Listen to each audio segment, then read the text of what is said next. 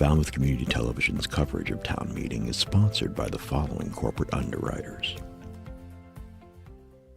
The Steamship Authority is a proud partner in many Falmouth community events, including town meeting coverage, and for good reason. Not only do we have a terminal and offices here, about 1/3 of our employees call Falmouth their home. We always work hard to serve our neighbors, friends, and the traveling public. We recently put 7 new electric buses into service at our Falmouth parking lots.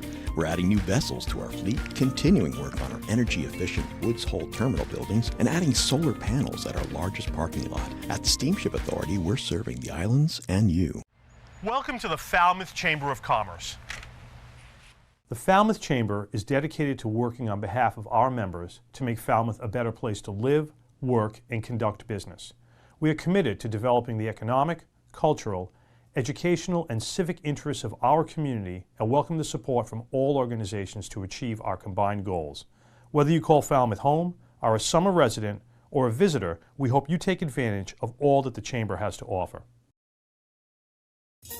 Hi, it's Brendan from Crane Appliance. Since 1983, our goal as a family-owned company has been simple: to give our neighbors on the Cape and Islands a great shopping experience.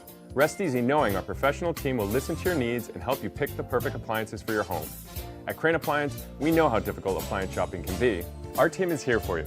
Crane Appliance, we call the Cape and Islands home.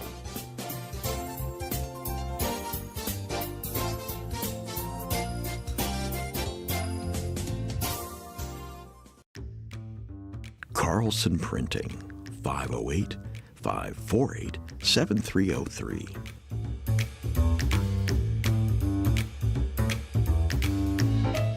Our email address is carlsonprinting@gmail.com. Carlson Printing, for all your printing needs. Hosting services for fctv.org are provided by MegaNet Communications. MegaNet offers a wide array of internet services, including Mega Backup Cloud Service, server colocation, T1, fiber, Metro Ethernet, as well as telephone services such as hosted PBX and digital voice. Their #1 goal is to keep your communications network up and running and allow you to focus on growing your business. 877-634-2638 or meganet.net. Proudly serving the New England area, K&K Talent Partners provide a personalized approach to full-cycle recruiting services. Their level of integrity and empathy is rare, and it speaks volumes about who they are as people and as recruitment partners. Our goal is to build trusted relationships and to create genuine connections that help companies grow. K&K Talent Partners, kktalentpartners.com. At Martha's Vineyard Bank, we know Falmouth, with locations in Woods Hole, on Palmer Avenue, and the Village Green. We deliver personal banking tailored to your needs, business solutions to help you grow, flexible lending to move you forward, and investment strategies that work for you. Whatever brings you in, we're your local partner. Martha's Vineyard Bank, your goals, our guidance. Additional funding and support provided by the following corporate underwriters. Francisco Tavares Incorporated is proud to be celebrating 70 years providing both residential and commercial landscaping. From landscape construction, maintenance to site work for over 70 years, our professional crews deliver a full range of landscaping, masonry, and yard enhancing programs. 508-548-0911.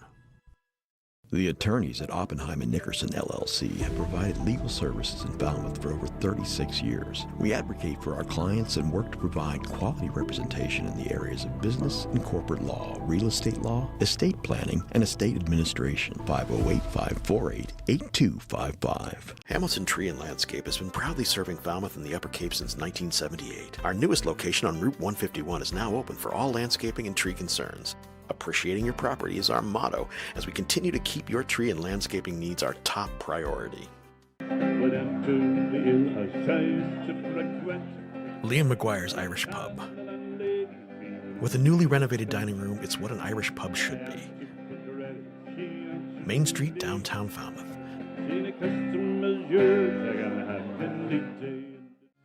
Eastman's has been Falmouth's hardware store since 1913.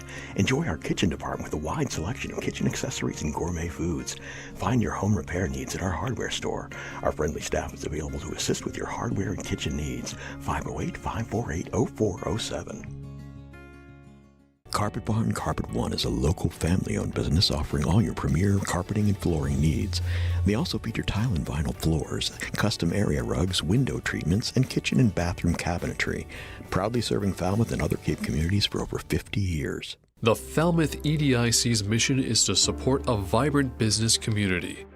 The EDIC is excited to be advancing a new 50-unit rental housing project adjacent to the Falmouth station on Depot Avenue for our community's workforce. Cape and Coast Bank is committed to building relationships, reinvesting in our community, and supporting the people and businesses that make Falmouth thrive. Cape and Coast Bank, powering local. FCTV is also supported by the following businesses and organizations. John's Liquor Store, 729 Main Street, Falmouth, 508-548-2287.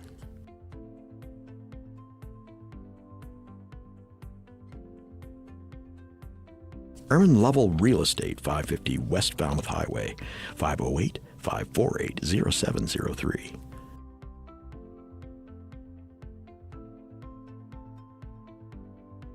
Dalby Excavation Incorporated, 508-548-9788. info@dalbyexcavation.com.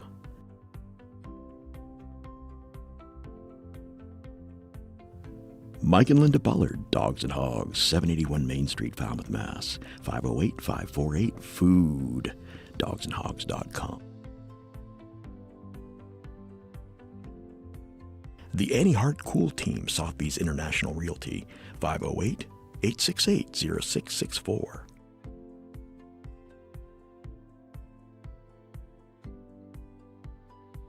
Village Lamp and Repair Shop, 508-274-2057.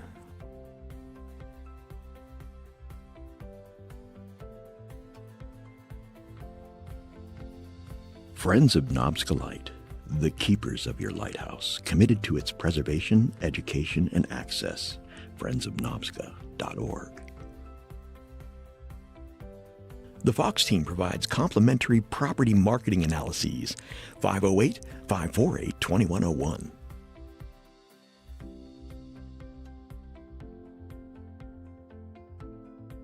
Soares Flower Garden Nursery, 508-548-5288.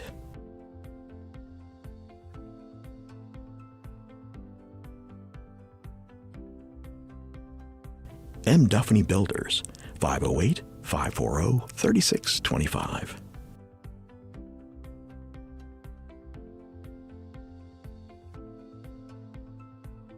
The Cape Cod Vibe, 668 Main Street, 508-457-5252.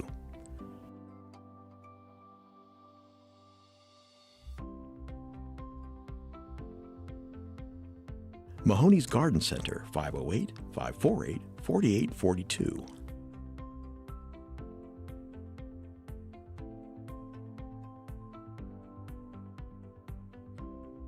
Murray & McDonald Insurance, 800-800-8990.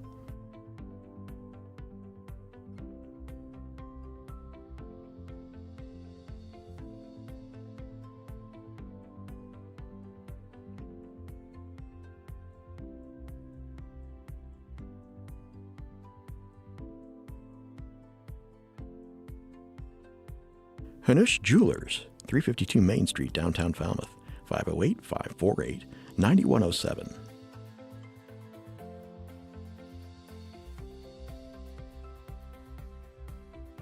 Denny's Barbershop, 508-548-6013.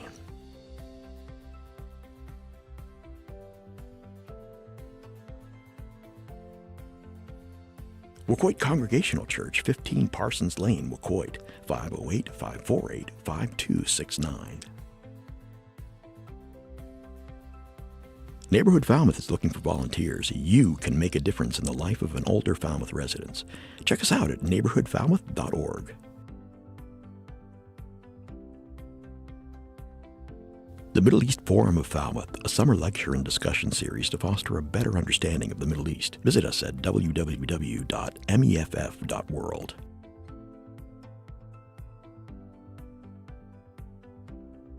Falmouth Fish Market, 157 T-Ticket Highway, 508-540-0045. Steve's Pizzeria and More, 374 Main Street, Falmouth, 508-457-9454.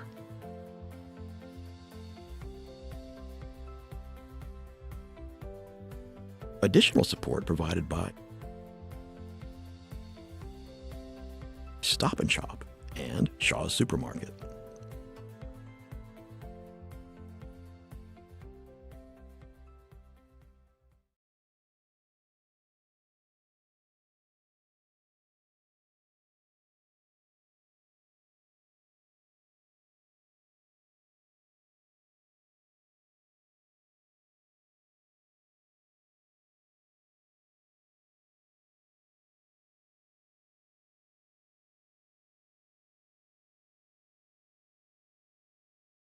M.G.L, and they are going to start us in the spirit of our 250th anniversary of the American Revolution. They are going to actually start with something that you may have heard during either a program over at the museums on the Green, or maybe even with Ken Burns in his PBS special. And under the direction of the music teacher at Mullen Hall, Teresa Jazzo, who is also the Cape Cod coordinator of the Link Up with Carnegie Hall. So with the M.G.Ls, take it away.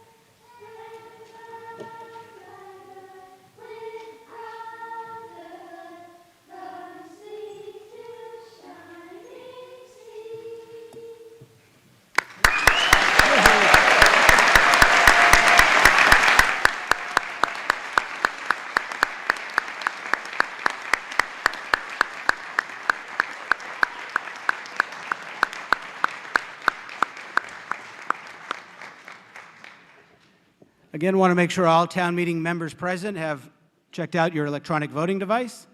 If you are a non-town meeting member, you should be in the balcony, and we do have microphones in the balcony when it's time to be recognized. I want to remind all members of the public and town meeting members to identify yourself each time you speak by name and precinct. That's for our record. Also want to thank FCTV for our live gavel-to-gavel coverage. This evening, we have two microphone carriers. We have Caroline and Lauren Scherer will be carrying the microphones for us this evening. And we're almost at 7 o'clock. Yeah. Also, for anyone that would like one of the electronic hearing devices, we have additional ones up here on the stage. These allow you to tune the sound directly from the PA system, so that you can go up or down as much as you want. So there's I don't know how many, we got about 6 of them down here. So if anybody would like one of the electronic hearing devices, please feel free to avail yourselves of that out front. Okay. All right, at this time I'll ask all present to please rise for the Pledge of Allegiance.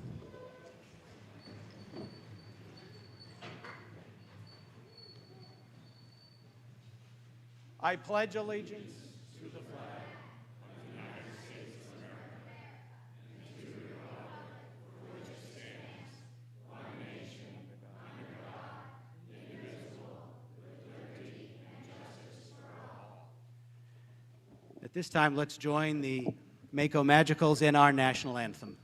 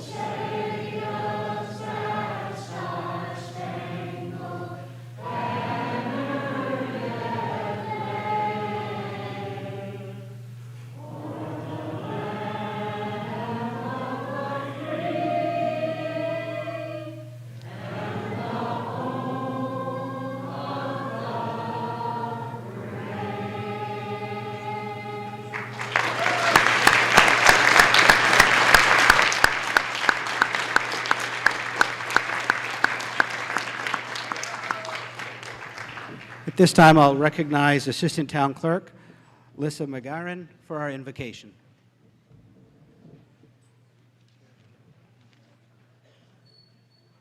Good evening. Those that so choose, please remain standing for the invocation.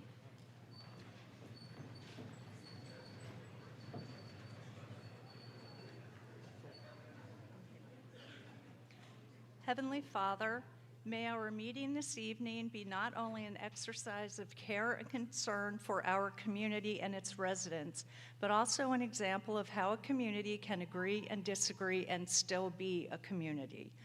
We ask you to watch over and protect our families, our community, our nation, and our world. May your gift of peace become a reality for all. Amen. At this moment, we'd have a moment of silence for our members that have passed since our last sitting, and also to keep our troops in our hearts and prayers for a safe return.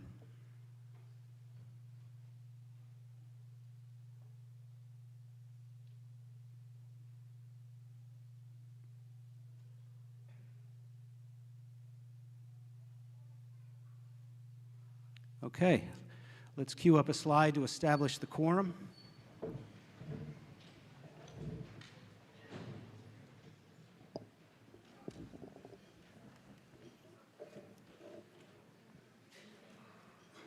Okay, we have a quorum call.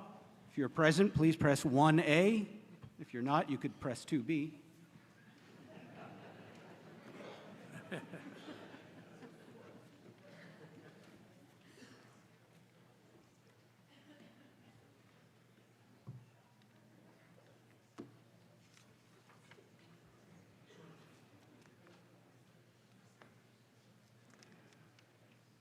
All town meeting members present, please press 1A for the establishment of the quorum.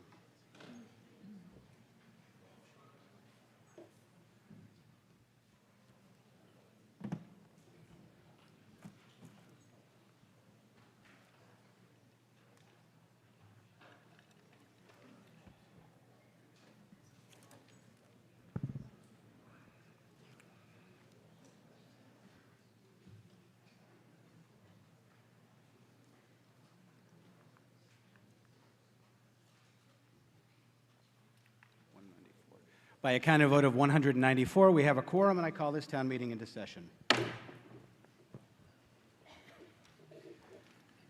this time, I'd ask the chair of the Select Board for a motion to dispense with the reading of the warrant. Mr. Moderator, I move to dispense with the reading of the warrant except for the officer's return. You've all heard the main motion, dispense with the reading of the warrant. All those in favor signify by saying aye. Aye. All those opposed, no. The ayes have it, unanimous. At this time, I'll read the officer's return of the warrant. By virtue of this warrant, I have this day notified and summoned the inhabitants of the town of Falmouth qualified to vote on town affairs, as said warrant directs, by posting an attested copy thereof in the town hall and in every precinct in the town, signed by Constable Ron Braga. Mr. Clerk, I ask that the warrant become an official part of the record for this meeting. This time, the chair would entertain a motion for non-town meeting members to sit up front with their respective boards and committees. So moved. All those in favor signify by saying aye. Aye. All those opposed, no. The ayes have it, unanimous. At this time, the chair would entertain a motion for town employees who are not residents of the town the right to speak on any issue before the meeting. So moved. All those in favor signify by saying aye. Aye. All those opposed, no. The ayes have it, unanimous. At this time, I'd recognize the planning board for a notification of public hearing.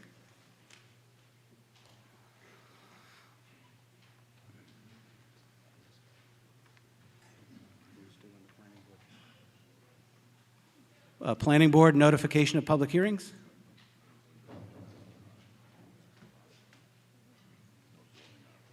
Mr. Moderator, there are no zoning articles, and therefore the planning board did not hold any public hearings. Thank you. I didn't check it off my list. And I apologize. Jed Cornock, Community Development Director. Okay. Tonight we're going to use a blanket vote.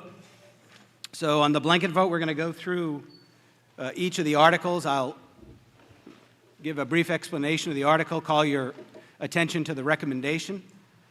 If you would like to debate or make an amendment or vote against something, you stand up and yell hold, and we'll pass over that article.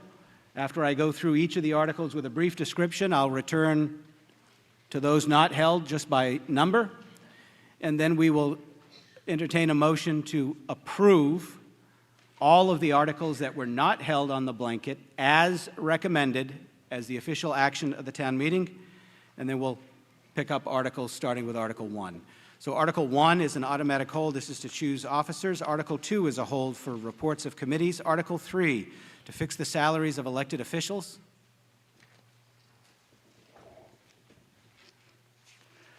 Article 4, to amend the town's position classification plan for the position of town clerk.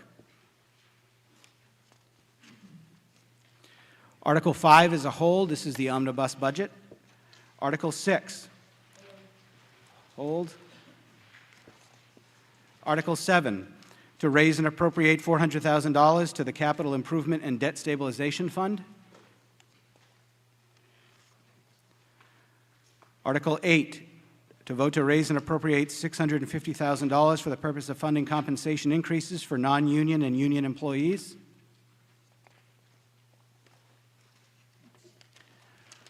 Article 9, to vote to raise and appropriate $500,000 for other post-employment benefit trust fund.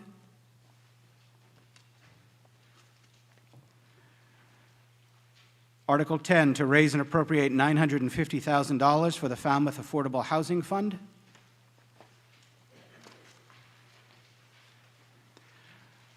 Article 11, this is to transfer a sum of money within the fiscal 2026 budget. The recommendation is indefinite postponement. Article 12, to vote to transfer $67,000 from certified free cash to supplement the following line items for marine and environmental services electricity and library electricity. Article 13, to authorize the continued use of the revolving funds.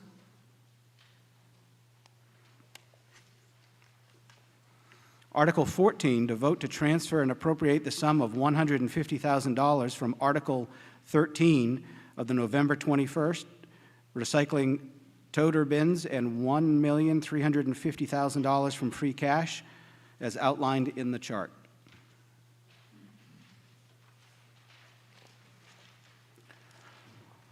Article 15, to vote to accept the provisions of Section 5.0 of Chapter 59 of the Massachusetts General Laws, known as the Affordable Housing Property Tax Exemption. Hold. Article 15, to vote to accept on behalf of the town of Falmouth the seasonal community designation. Article 16, I'm sorry. Article 15 was a hold. Article 16, to accept on behalf of the town of Falmouth the seasonal community designation. Hold. Article 17, to vote to amend the Code of Falmouth by adding a new section for operation of short-term rentals. Hold.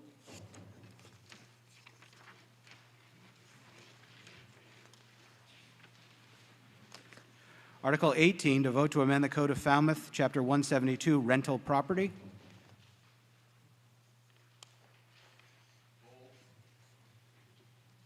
Hold. Article 19, to vote to amend the Code of Falmouth, Chapter 75, for alarm systems.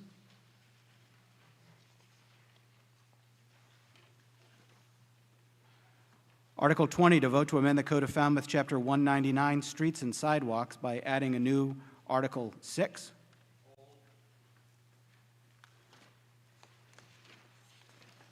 Article 21, to vote to amend the Code of Falmouth, Chapter 160, for peddling and soliciting.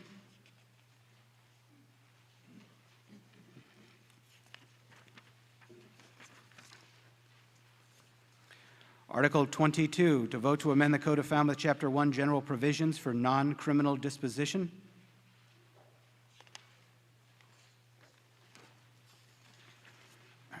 Article 23, to vote to transfer the care and custody of property at 0 Brickhill Road. Hold. Article 24, also to vote to transfer the care and custody of property as listed in the article. Hold. Article 25, to vote to accept the provisions of Massachusetts General Law, Chapter 71, Sections 83 through 86 inclusive. The recommendation is indefinite postponement. Who's holding it? Okay. Article 26, to vote to appropriate the sum of $788,000 from Fiscal 2027 Community Preservation Fund estimated revenues to construct the Upper Cape YMCA outdoor community recreation spaces.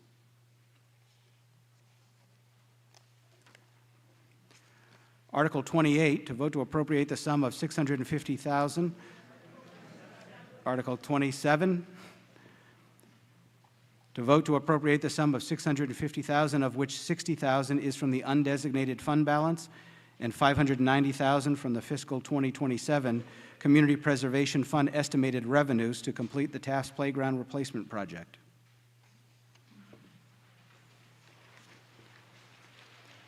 Article 28, to vote to appropriate the sum of $62,595, of which $42,038 is from the Historic Preservation Reserve and $20,557 is from the undesignated fund balance for the replacement of the exterior wood shingling at the Penakees Island School in Davis Fisher House.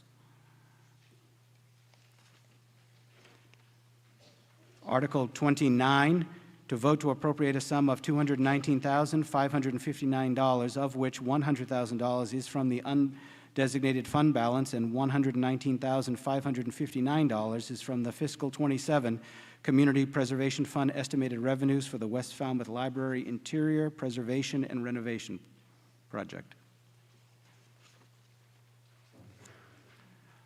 Article 30, to vote to appropriate a sum of $58,200, of which $15,000 is from the undesignated fund balance and $43,200 is from the Fiscal 27 Community Preservation Fund estimated revenues for the Wacoit Congregational Church roof replacement. Hold. Article 30, to vote to appropriate a sum of $16,578.03 from the undesignated fund balance for the Oak Grove Cemetery repair and preservation project. 31. I don't know what I'm doing when I'm reading the article numbers here. Article 31. Hold? No? No. Article 32, to vote to appropriate the sum of $280,800, of which $100,000 is from the undesignated fund balance and $180,800 is from the Fiscal 27 Community Preservation Fund estimated revenues to perform conservation work on gravestone markers in the old burying ground. Article 33, to vote to appropriate or transfer the sum of $2 million, of which $1 million is from the undesignated fund balance and $1 million is from the Fiscal 27 Community Preservation Fund estimated revenues to the Falmouth Affordable Housing Fund. Article 34, to vote to appropriate from Fiscal 27 Community Preservation Fund estimated revenues the sum of $139,700 to fund Community Preservation Committee administrative expenses. In Article 35, to vote to transfer the sum of $100,000 from Fiscal 27 Community Preservation Fund estimated revenues to the Historic Preservation Reserve. Okay, Article 1 is a hold, Article 2 is a hold, Article 3. Article 4. Article 5 is a hold, Article 6 is a hold, Article 7. Article 8, Article 9, Article 10, Article 11, Article 12, Article 13, Article 14, Article 15 is a hold, Article 16 is a hold, Article 17 is a hold.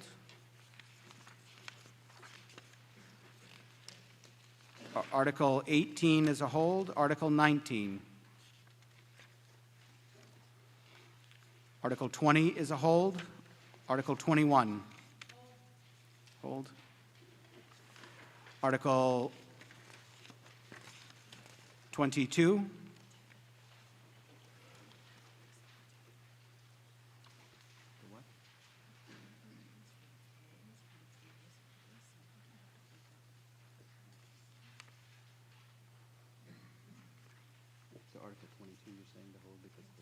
Okay. Council wants to hold Article 22 because it's relative to the disposition of previous articles. Article 22 is a hold, Article 23 is a hold, Article 24 is a hold, 25 is a hold, Article 26, Article 27, Article 28, Article 29, Article 30 is a hold, Article 31 is a hold, Article 32, Article 33, Article 34, and Article 35. Mr. Chairman, for the main motion. Mr. Moderator, I move that all articles that have been passed and not held be and hereby are adopted as recommended as the official action of this meeting, and that the necessary monies for the same shall be raised and appropriated or as otherwise specified. Okay, you've all heard the main motion. Blanket vote as recommended. All those in favor signify by saying aye. Aye. All those opposed, no. Unanimous. Mr. Chairman, for notification of reconsideration. Mr. Moderator, I hereby serve notice of reconsideration of all articles passed under the blanket vote. Okay. Article 1. Article 1 is to choose necessary officers. At this time, the nomination committee has submitted 2 names for nomination for reappointment to the Finance Committee, those being current members Peter Hargraves and Addie Vaccaro. This time the chair would entertain a motion to close nominations. So moved. All those in favor signify by saying aye. Aye. All those opposed, no. The ayes have it. Nominations are closed. All those in favor of the nominated slate signify by saying aye. Aye. All those opposed, no. The ayes have it. Unanimous. Article 2, Mr. Chairman. Ooh, sorry about that. I move Article 2 as recommended. Okay, as recommended, this is to hear reports. I got a few groups lined up here. One, Solid Waste Advisory Committee.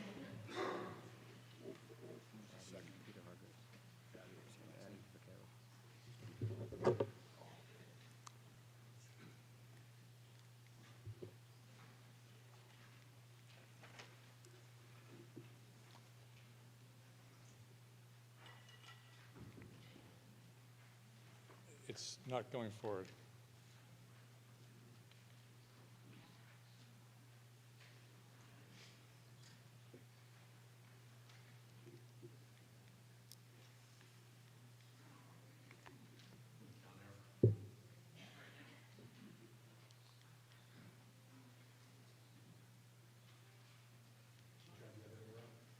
Try that. Oh, the down arrow. My apologies. Thank you. And thank you for this opportunity. I'm Alan Robinson, and I chair the Solid Waste Advisory Committee. Please.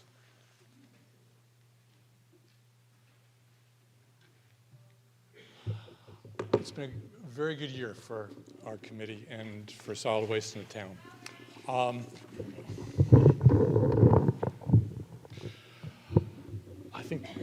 We think the greatest thing has been the absolute transformation of the waste management facility. If you haven't been there in the last couple years, please take the opportunity to go, whether you have something to take there or not.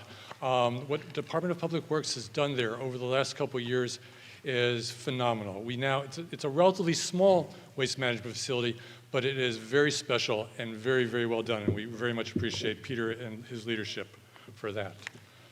It's really something. The swap shop expansion that was part of that. We're now on the upper level. We have a phenomenal group of volunteers. They have expanded their services both on the grounds of the waste management facility and reaching out in the community, particularly, for example, the Clipper closets in our schools. Our special recycling drop-off events, styrofoam, latex paint, clothing, paper shredding have all grown and prospered, and we've both worked with volunteers from our schools as well as with nonprofits. And with the nonprofits, we are making it such that there's no cost to the town for these events, and we're raising money for nonprofits in the community. Our food scrap waste and waste composting drop-off program is continuing to slowly grow with more and more participation. We did research. We did surveys, including surveys of trash carts, over 800 homes, the placement of trash carts. We did the counts of trash carts throughout the community. We've assessed the great amount of data and very valuable data that the Department of Public Works collects, both curbside and at the waste management facility, and learn what other communities are doing. And messaging, working very closely with the Recycling and Solid Waste Coordinator, Mary Reither, we feel that our messaging is getting out via more media and to more people, and we see it in the events that we're hosting. Some of the events that are coming up this spring, we have several events. These are 3 of them. I want to just talk briefly about the foam collection. This will be our 5th foam collection, styrofoam, over the last 2 years. It's been a tremendous success. We have more than 200 cars coming per event. We've accumulated over a ton of nothing. Imagine what a ton of nothing, how big that is, of styrofoam. I mean, it doesn't weigh anything, right? But we've collected over a ton, keeping it out of the landfill.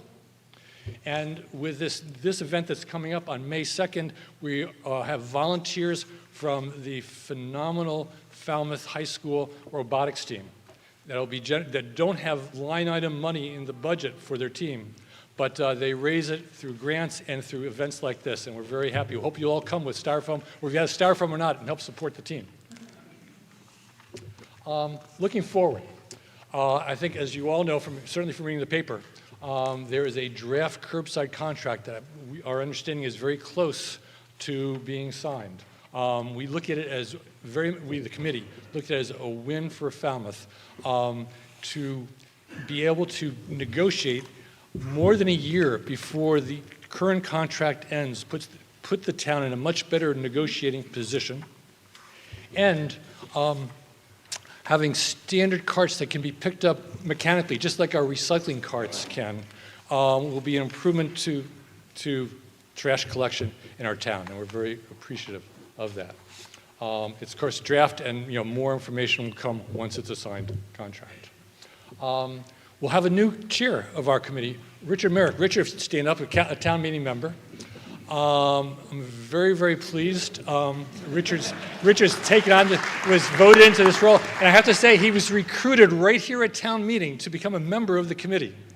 So, and that gets to the next point. We have a vacancy coming up come July 1st. So anybody who's interested here, and we hope you will be interested because it's a phenomenal committee, well, talk to Richard and myself at the break. Our focus for 2026, to support Nauset Disposal and their efforts, to engage with the community to reduce trash tonnage, that's our ongoing effort, and support the county in their ongoing program to build a regional food scrap and waste facility at Joint Base Cape Cod by 2028. We have a lot of thank yous to the Department of Public Works, to Peter Director, whose door is always open to us, to Superintendent Jim Grady, who's the guy behind the transformation at the waste management facility. We are so much appreciative of that. Of the waste management facility staff, and most especially to Recycling and Solid Waste Coordinator Mary Reither. Mary's title is coordinator, but it doesn't do justice to the role she provides to the Department of Public Works and to the town. She's a planner, she's a leader, she's a creator, she's a designer, she's a communicator, and she's a provider of wisdom and good judgment. Okay, we're a little beyond the 5. I gave you some leeway. Do you need? Yeah, just about done. And of course, the administration, the select board, you all town meeting, thank you for the responses to that quick survey that we did. The Falmouth Enterprise for their coverage and their opportunity to write a column, and the entire community. And just in closing, the vacancy is because this is my last year of 9 years on the committee, and I roll off in July. And I just want to express my appreciation to you all. It's more than appreciation. It's been a blessing to be on this committee and to chair the committee and to work with you all in the community. So thank you. Thank you for all the work you've done over the last 9 years.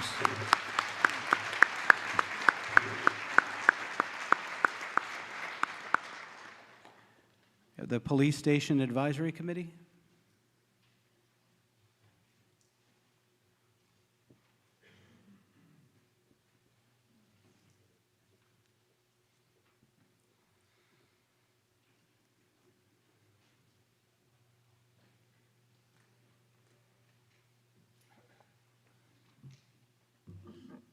Good evening.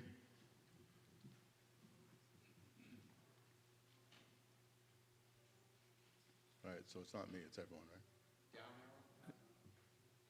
You're pointing to the machine of the, okay. There we go. I get my 4-year-old granddaughter, she can do this. My name is Boyd DeMello. I'm chairman of the Police Station Advisory Committee. Our other committee members are listed up there. Our owner's project manager is Veritex, and our design firm is Tecton Architects. The committee, along with the project manager and the design firm and the police department, have been working diligently since our formation over a year ago in providing the community with a state-of-the-art police facility. Last November, you'll recall, we located a parcel of land, which is the old Cape Cod Drive-In parcel, now referenced as 100 Brick Hill Road, for a site, and we're moving forward on that. It's been the goal of this committee all along, and that of the police department and the town administration, to stay in the public forefront and let everyone know what's going on with this station. It's a big project, it's an important project, so that's why I'm here this evening. Our project schedule, we provided the select board with an update back in January. We've had several community forums, one at the library, and then more recently last month at the senior center, to provide input and take input, which is our goal, from the community. The community forum in March was well attended. We did receive some input from surrounding abutters that we've already addressed in the site plan moving forward. The schematic design is in. The design estimate on the estimate for the schematic design is due in this week coming up. For that, we're still going to provide select board updates monthly, and we're planning at least 2 or 3 more community forums as the project moves forward. Currently on the site, Phase 1 environmental site assessment was conducted in January. There was no area of concern noted during that assessment. The geotechnical borings and site surveys have been completed on the property, and in coordination with Peter McConaughey over at the Department of Public Works, a traffic study which was underway for Route 28 has been expanded to include the Oxbow Road intersections in that traffic study. For those that don't know, this is the 100 Brick Hill Road parcel. Like I said before, it's the Cape Cod Drive-In parcel that the town purchased a few years back. The area in blue is the anticipated area that the police station would take up on this parcel. And just to the west of it, or to the north, onto the top of the slide, would be the lift station on the current sewer project that's going on in town. And it still leaves plenty of that site open for other use as recreation fields and whatever else the town comes up with. This is a conceptual, and I say it's conceptual because it's changing daily. We changed it from the community forum. We addressed some of the neighbors' concerns about driveways. There was one gentleman that expressed he didn't want the headlights from the police cruisers shining in his window every night when the cruisers left. We can appreciate that, so we've relocated that driveway to accommodate him.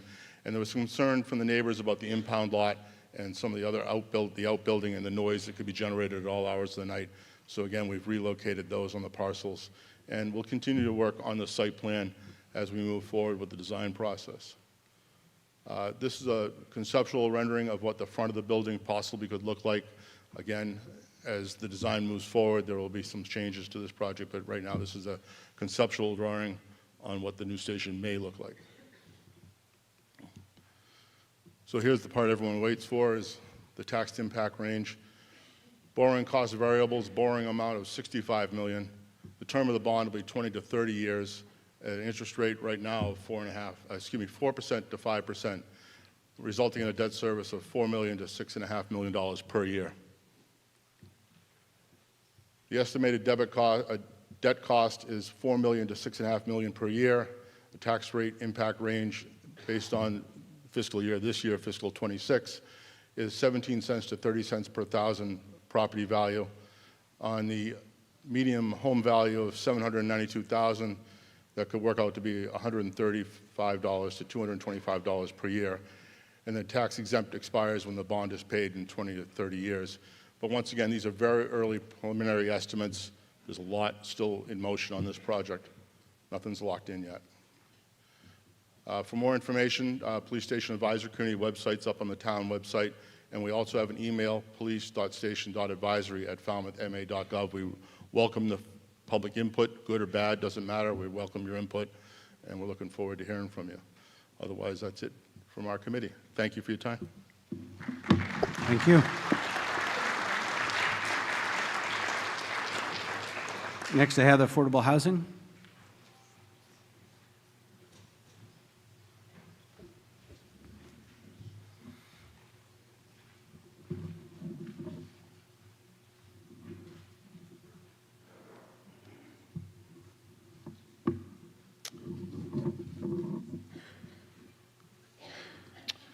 Mr. Moderator and members of the Falmouth Town Meeting, my name is David Garrison. I live in Precinct 9. I chair the Falmouth Affordable Housing Committee. My colleagues and I appreciate this opportunity to give this report. We have 6 members in addition to myself.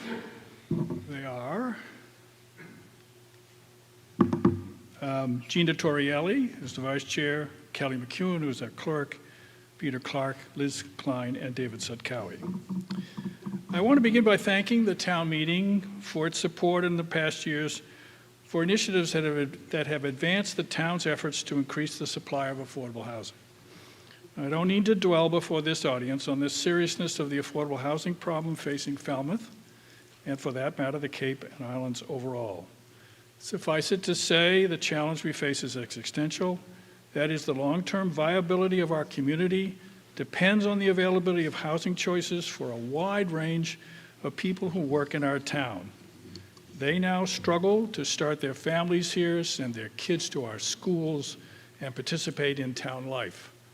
While the challenge is considerable, there are more things we can do to help. Our committee's mission is to provide recommendations to the Select Board on a range of housing issues. We track the town's progress in fulfilling the goals of its housing production plan. We review and provide comments on housing projects that include plans for affordable housing units. With the help of town staff, we track the flow of funds into the Falmouth Affordable Housing Fund and the allocation of those resources to projects. We make recommendations to the board on policy initiatives that we feel are worthy of town support.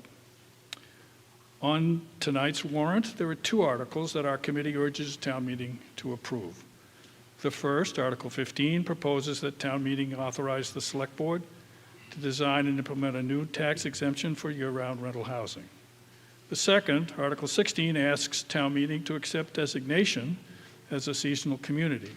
Doing so would permit the Select Board to propose to town meeting several new programs that would enhance the town's work to expand affordable housing options. With your permission, Mr. Moderator, I want to turn to my committee colleague, Liz Klein, to expand on our recommendations on these 2 articles. Ms. Klein. Thank you. Article 15 represents a more creative approach to addressing the housing crisis. This article will give us the ability to provide property tax exemptions for owners who rent their units to year-round residents at affordable rates. After we adopt the legislation, we can set parameters that make the most sense for Falmouth. Other communities in Massachusetts have already adopted this legislation because it provides significant benefits by utilizing existing housing units. The development and construction of new units can take years to complete. Many of the concerns associated with new development, such as increased density, changes to community character, environmental impacts, and traffic congestion, are entirely absent when existing units become affordable. Additionally, the average tax burden in Falmouth is approximately $4,500 per unit. If the exemption amount is offered at the maximum, 100%, that is still a significantly lower cost per unit than the incentives provided for new construction. Even considering that a tax exemption is a recurring expense, a tenant could have many years of stable housing for a fraction of the cost of new construction. The exemption may make it possible for a property owner who has been renting on a year-round basis to continue to do so, even as expenses increase, and we hope it will encourage property owners to rent previously underutilized units. The program is voluntary, with the commitment lasting for 1 year at a time. Passing the article is the first step to implementing the program. Adopting it gives the Select Board the authority to establish the specific parameters under which the program would operate. Those parameters will be set following public meetings with input from members of the community. When it comes to the housing situation in Falmouth, we must continue to act, and Article 15 is a step in the right direction. Article 16 is an action on approval of the designation of Falmouth as a seasonal community. This would allow Falmouth to decide in the future on a number of programmatic options. The designation is for a community like ours, with significant seasonal variation in population and housing demands. It allows the town to make decisions that otherwise would have to be created through the state legislature as home rule petitions. Most crucially, it focuses programs and zoning changes on attainable housing, a price range above the affordable level, one that would allow workers in public, private, and nonprofit Falmouth jobs, as well as county and state employees, to better afford to live here. This is often referred to as the missing middle in housing, for which there have been very few options in the past. Options allowed for future consideration would all be brought to town meeting for approval as they are developed.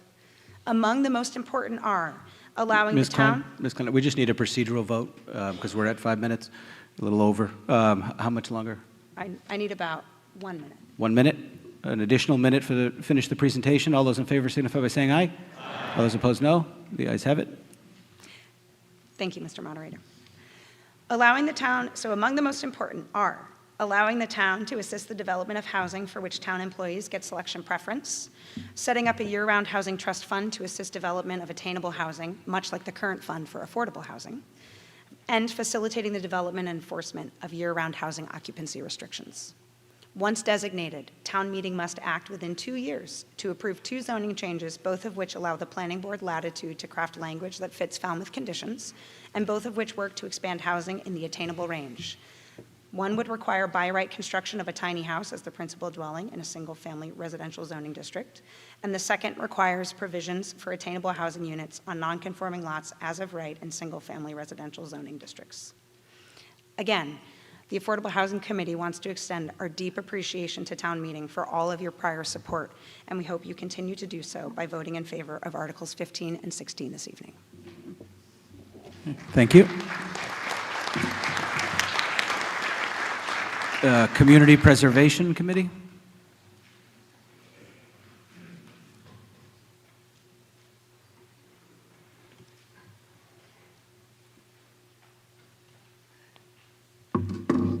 Down button. Sandra Cuney, Precinct 2, Community Preservation Chair. Have a quick slideshow for you. Right now, these are our current members. We have 4 at large, chosen by the Board of Selectmen, appointed by the Board of Selectmen, and then the other 5 are from their representative committees. The newest member, David Kent, I haven't met him yet, but thank you for joining us. We have Tom Zine from the Planning Board, Tamsin George from Historic Commission, Ralph Herbst at large, Tom Crane at large, Scott Gelfi, Recreation Committee, and Steve Patton, Housing Authority, Mike Stone, the Vice Chair at large, and myself. I'm going to add here our new Community Preservation Administrator, Emily Webb, who helped create this slideshow, has done an amazing job for us. So I wanted to thank her. And if you ever have any questions, she does work on Tuesday, Wednesdays, and Thursdays. Only 8 to 12 on Thursday, but 8 to 4 on Tuesday and Wednesday. So thank you, Emily. This is just an update of the revenues that we've raised since 2005. As you can see from the local surcharge, over 56,000, and the match, over 21 million. Yeah, it was million. For a total of over $77 million for our projects that we have done here in Falmouth. And this is the map that shows you color-coded the areas all over town. This is our pie chart. Gives you the percentages of the 4 groups, the land bank being the biggest, community housing is next, and And just for a little more clarification, this is the amount of money from each category, which I'm not going to read. You can see it. These are the projects that we were awarded last April at town meeting, which I can't thank you. It was probably one of the largest rounds that we ever had, the most applications ever. Many of these projects are in the works. Some have just gone out to bid. So we keep track. These are the other ones. We'll keep track of them as we move forward. These are the articles that are before you this evening. I want to thank you for most of them went through on the blanket vote, and we hope that we can answer any questions that you have on the ones that were held, and certainly hope that you'll support them. Our next funding round, so we have time urgent. So time urgent deadline is actually in 2 days, April 8th. Time urgent, risk of significant loss of funding, risk to public safety and/or damage, or loss of a town asset. An unforeseen necessity. And all other projects are going to be due August 4th, and that will be for next April. That's it. Thank you very much. Thank you. Any other committees that want to report that aren't on the list? Hearing none, the question will come on the main motion to accept the reports. All those in favor signify by saying aye. Aye. All those opposed, no. The ayes have it. Article 5, this is the budget. We're going to start with putting a main motion on the floor, and then we'll have a budget presentation by the town manager, and then we'll go through the budget section by section. This is not subject to a 2-amendment limit because it's an omnibus budget. But at this time, I'll recognize the chair of the Finance Committee for the main motion. You want to open up to the last of the yellow pages in your warrant booklet because there are some adjustments to be made. Mr. Chairman. Mr. Moderator, I move Article 5 as recommended with the following changes on page 39 of your warrant book. There are a total of 5 changes. Line 6, and they're showing up here on the chart or on the overhead. Transfer from energy receipts for debt service. That number's going to change. 576,599. Okay. Line 8. Transfer from road betterment for debt service. That number's going to change to 75,250. Line 14, transfer from waterways fund, marine and environmental services wages. That number's going to be 200,000. The next line, 15, is blank. You can add 100,000 to that line. And the last item is line 27, raise and appropriate from levy limit state aid and estimated receipts. That number is going to be changed, $180,605,997. That for a total of a $7,000 increase. Thank you, Ms. Allward, for coming up with this. She looked at this and found these changes, so we appreciate that very much. Thank you, Mr. Moderator. Okay, Mr. Rencha.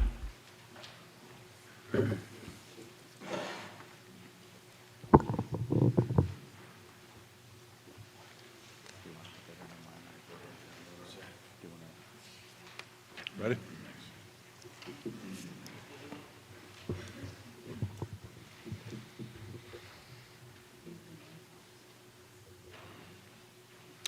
Good evening, town meeting. My name is Mike Renshaw, your town manager. I'm very proud tonight to have the opportunity to present to you the proposed FY27 operating budget. As you've likely read in my budget message included in the warrant this evening, this was a challenging budget process this year, and they are certain to become even more challenging as we move forward. This evening's presentation is divided into the following 3 sections, and through the use of the next 11 slides, I'm going to review with you the 7 strategic priorities of the Select Board and demonstrate, importantly, the connection between this proposed budget and the strategic plan. We're also going to provide an overview of the proposed budget expenditures and revenues, and I will conclude with a discussion on future projections and concerns with regards to this budget and upcoming budgets. As was the case with the capital budget last November, the fiscal year 27 operating budget has a strategic focus. You've heard me say this before, a strong strategic plan should be a living document that's reviewed and updated regularly. The current Select Board FY23 to FY27 plan is just that, and was recently the subject of a really extensive 3-day workshop amendment process that focused on updating the goals and objectives of the plan and making them more measurable. As currently written in the strategic plan, the 7 key focus or key priority areas are listed below. I'm not going to read each one of those, but I will take a moment to let you read through those and kind of sink in a little bit. Again, the 7 key priority areas of the Select Board strategic plan.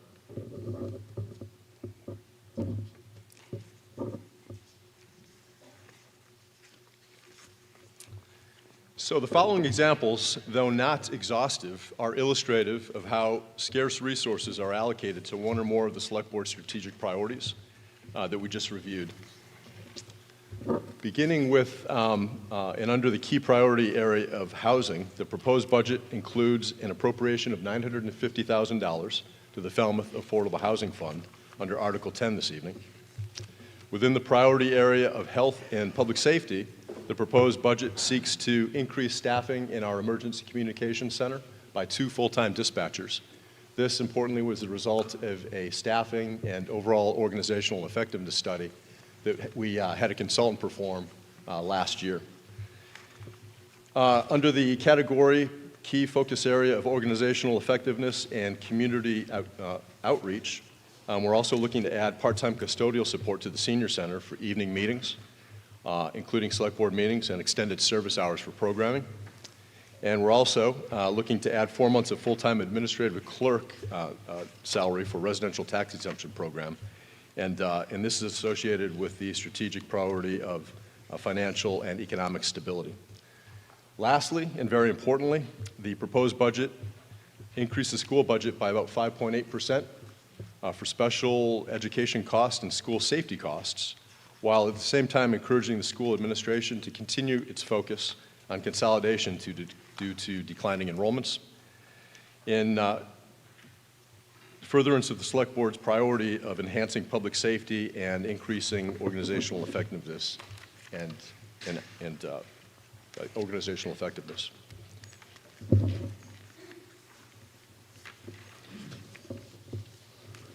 This is a very high-level overview of our fiscal year 27 operating budget that simply illustrates recommended revenues minus projected expenses. As you can see, we begin with $192.3 million in total recommended revenues. Looking at the operating budget of $183.9 million, this represents an increase of about 5.7% or $9.8 million from last year, the FY26 budget. State aid offsets and county assessments or charges account for $5.8 million, and included in this amount is about $3.6 million in school choice and charter school expenses, and approximately $500,000 in county mosquito control expenses. And lastly, under the category of other appropriations, the $2.5 million that you see there, included within this amount is $500,000 in other post-employment benefits, or OPEB. And importantly, that has been funded at the same amount for the past 5 years, $500,000. There's also $950,000 for the Falmouth Affordable Housing Fund, and $650,000 in other appropriations for negotiated wage settlements. Last year, importantly, I wanted to point out we funded the wage settlement figure at $500,000.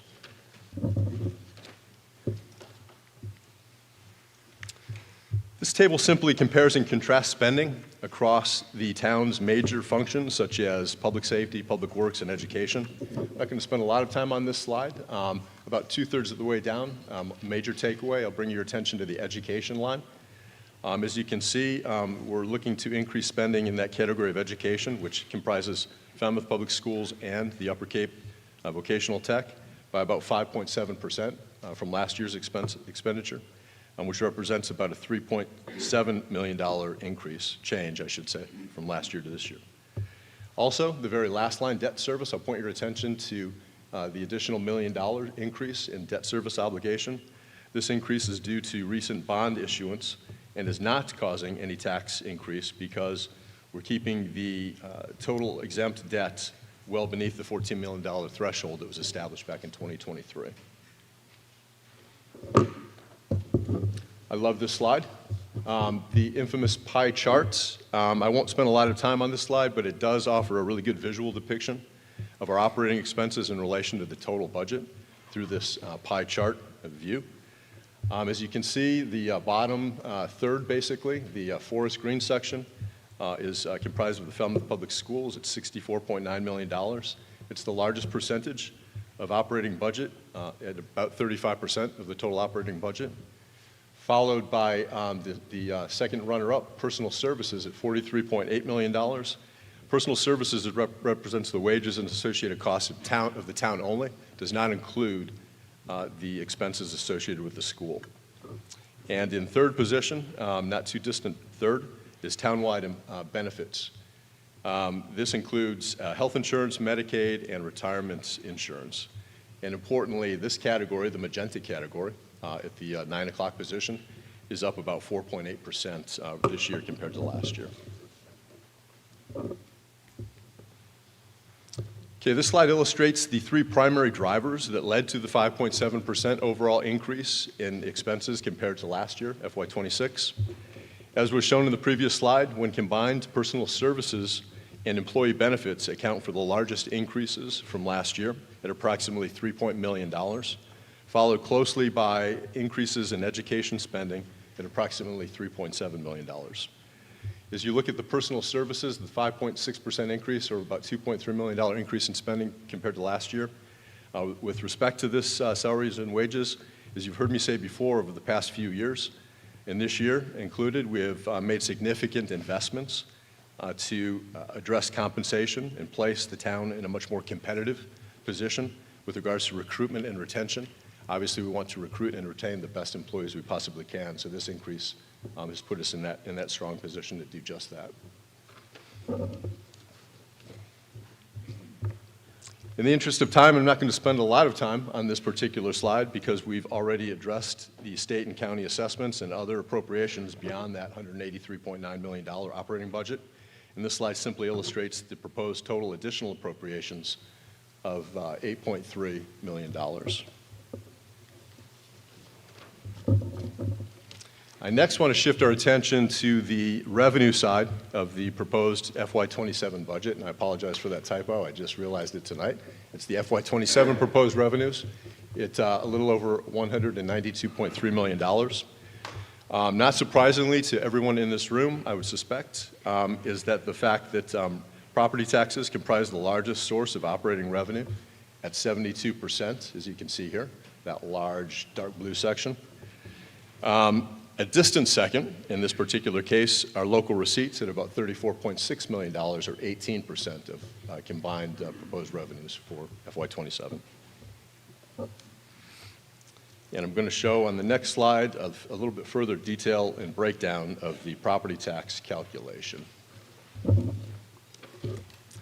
So, everything you wanted to ever know about how we generate the property tax calculation. Base levy, as you all know, we start with the base levy amount based upon prior year estimate levy limit, which in this case was $124.6 million, approximately. We add the 2.5% increase in base levy due to Proposition 2.5. That gives us the $3.1 million.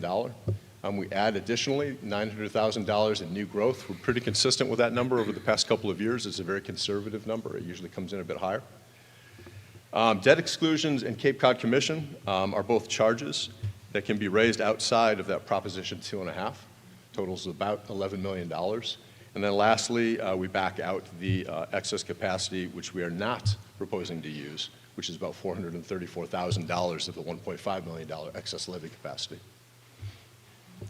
To balance the proposed budget, we used $1,066,143 of that $1.5 million excess levy capacity that we've been carrying. Utilizing this additional capacity will result in an annual tax increase of $39.50 based on the value of a median single family home in Falmouth of about $790,000. Okay, Mr. Renshaw, we're just going to need to take a procedural vote for over 10. How much time? 2 minutes, Mr. Moderator. Additional 2 minutes. All those in favor signify by saying aye. Aye. All those opposed, no. The ayes have it. Additional 2. Thank you, Mr. Moderator. As I've mentioned earlier, the FY27 operating budget presented significant challenges. This slide highlights the most salient issues and provides important cautions. The FY27 budget we were able to balance without an override by reducing department requests of over $2 million. The vast majority of this reduction was in several new positions that were requested by departments, primarily in the police and fire rescue areas.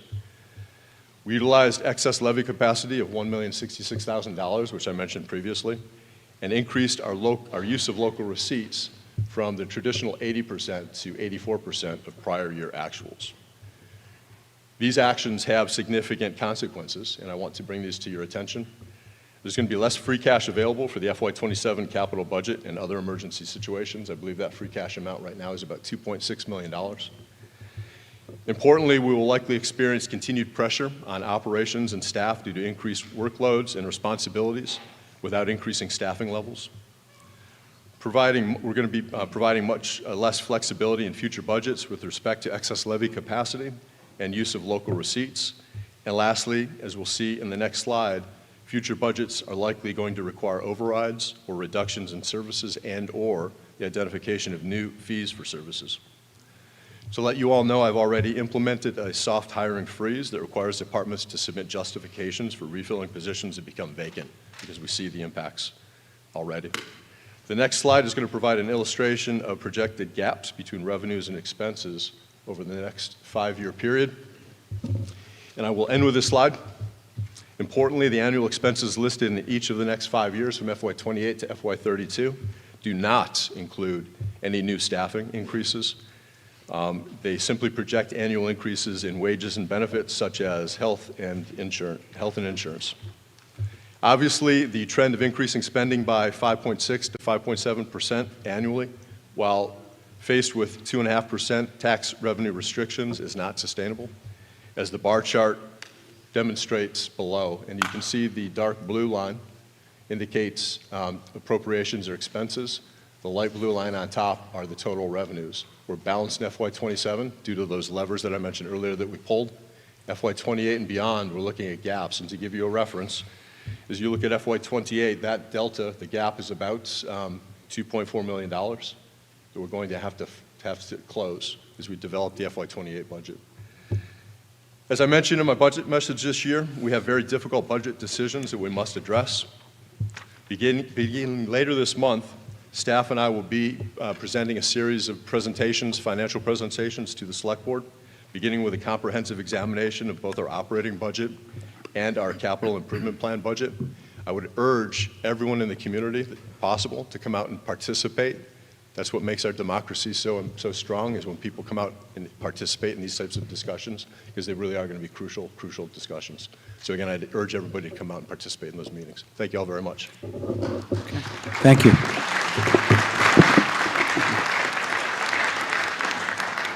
Okay, well, we're going to go section by section, so if you have a question or you'd like to make an amendment, just stand up, get my attention when we get to that section of the budget. Under General Government, Town Meeting, Selectman, Town Manager, Finance Department, Finance Committee. Yep. Microphone to my left, please. Stand up so she can see who's there.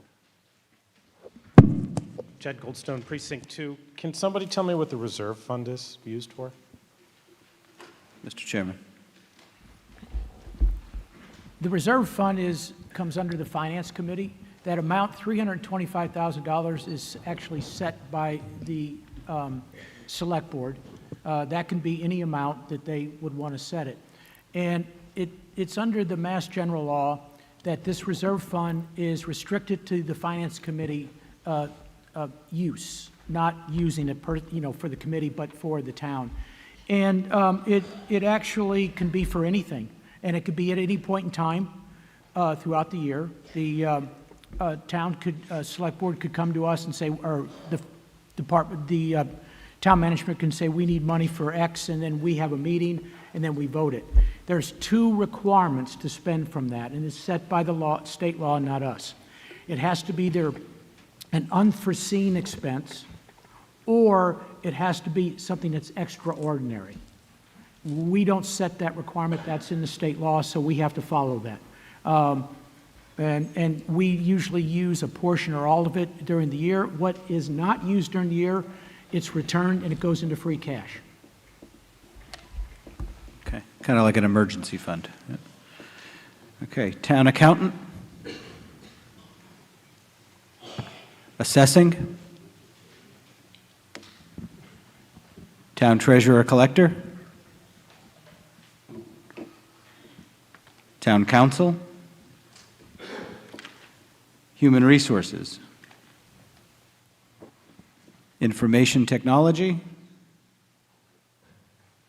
Town clerk.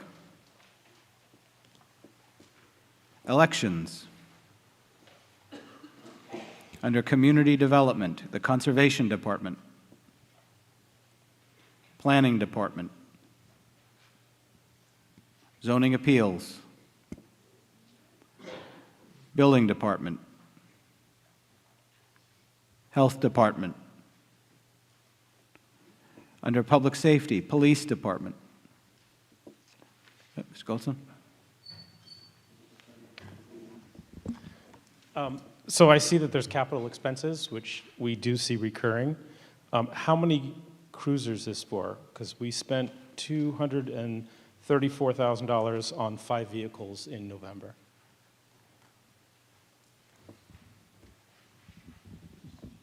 Chief?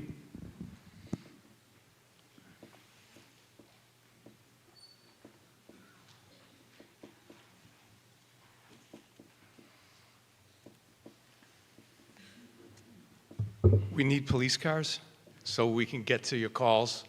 We're replacing 2 cruisers. We're buying 2 hybrids. We're going to give them a shot again. We haven't had a lot of luck with them, but we're going to try them again. Prices came down a little bit, and we're hearing they're doing a little bit better. So we're going to try 2 hybrids, but we're just replacing 2 cars. Okay. Anything else under police department? Fire department. Emergency Communications Center. Oh, is there a hand there? Fire department?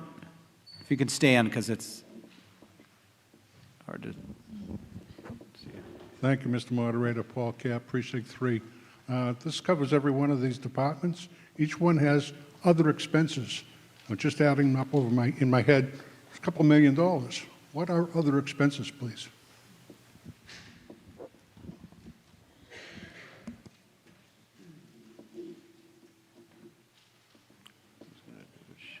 Finance Director? Yeah. Mr. Moderator, I can speak to that if you like. So the fire department other expenses includes a variety of things from utilities. It's fuel oil, electricity, natural gas.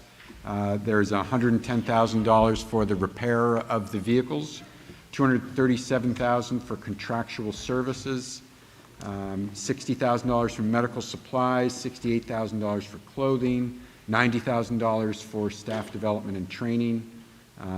Other professional service paramedic costs, $27,000. So it's a variety of expensive things that it requires to operate a large fire department like the town of Falmouth. Mr. Cap?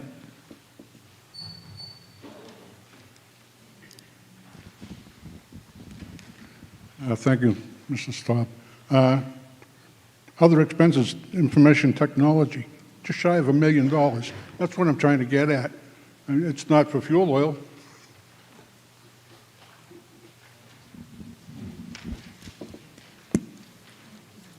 Back line 45. Line 45. Ms. Citrin. I've got it. All right, so for the most part, in the Information Technology Department, other expenses is composed of the annual maintenance and storage and security and software fees that were charged for all of the various software and cybersecurity protections we have throughout the town and the town facilities.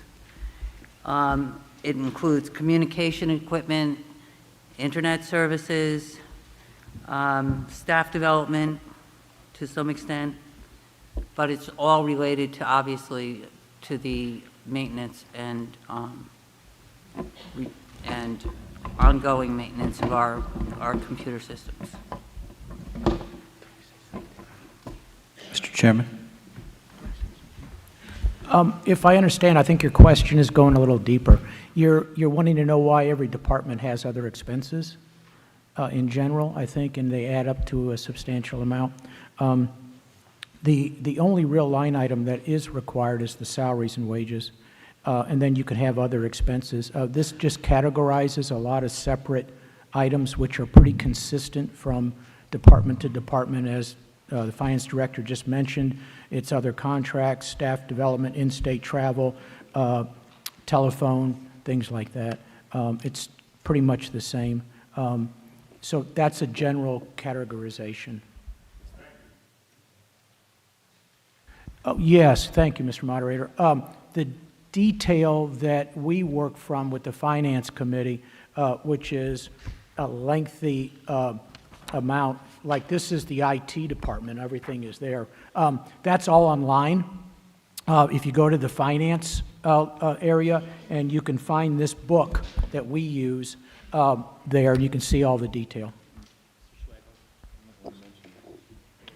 Oh, thank you very much. We got it from the other side here. So in your warrant book, on the very last page of the yellow book, yellow pages, there's a SKU code there. If you scan that, I see some people have it, that will take you to this book that we use in the Finance Committee, and you can see all the detail, all the salaries by individual,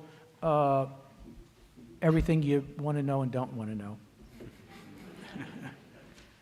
Otherwise, you could come to our meetings and you would hear all of it. I appreciate having the URL in the scan code on there as well, so it makes it easier for you to get to that detailed budget book. Okay. Anything else under Fire Department? Emergency Communications Center? Marine and Environmental Services? The Department of Public Works, Facilities Maintenance? Admin and Engineering? Yep. Yep. What? With the microphone, please.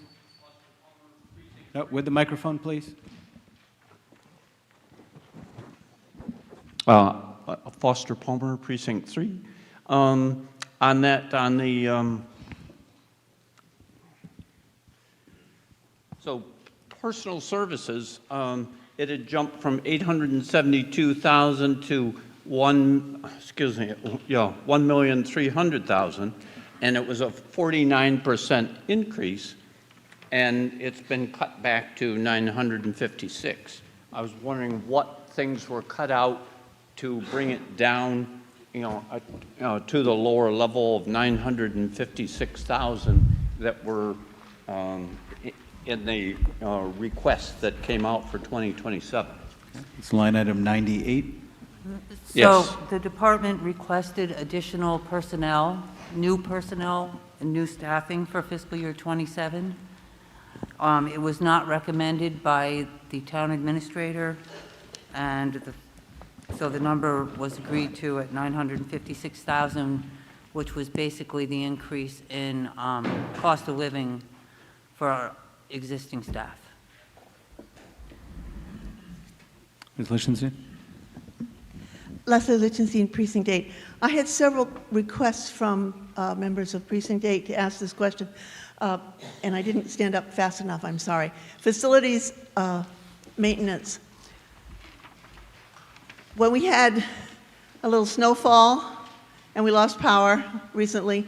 The generators at the Gus Canty gave out for our emergency shelter, quickly followed by the generators that gave out at the Lawrence School, I believe, and we wound up at the high school.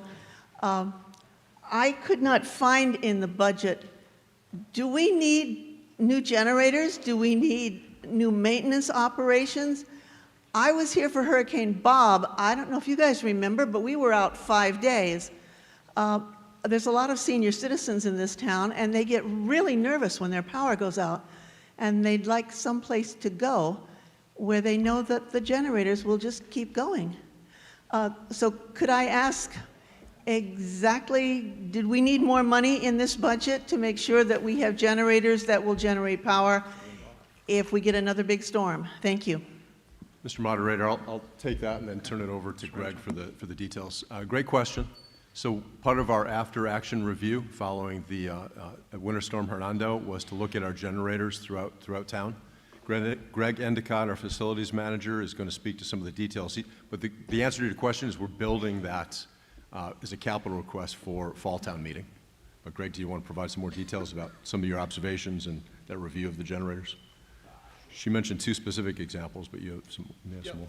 Greg Endicott, facilities manager. I can speak to the Gus Canty. I do not maintain the school generators, but no, it does not need a new generator. The generator at the Gus Canty is a 2020.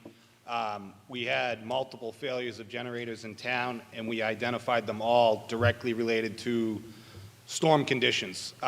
Wind-driven snow being blown into air intakes, freezing up fuel lines. So it was essentially unavoidable failures from extended power outages and sustained conditions of the storm.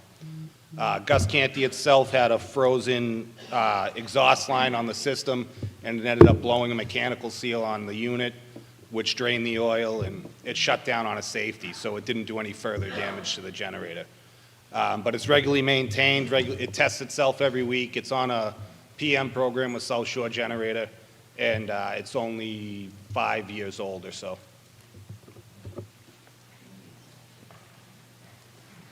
Yep, in the center section.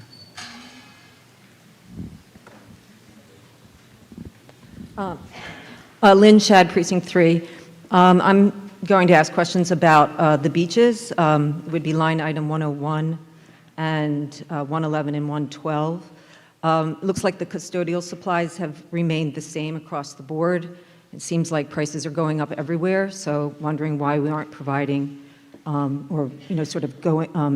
providing supplies in line with the increase in costs.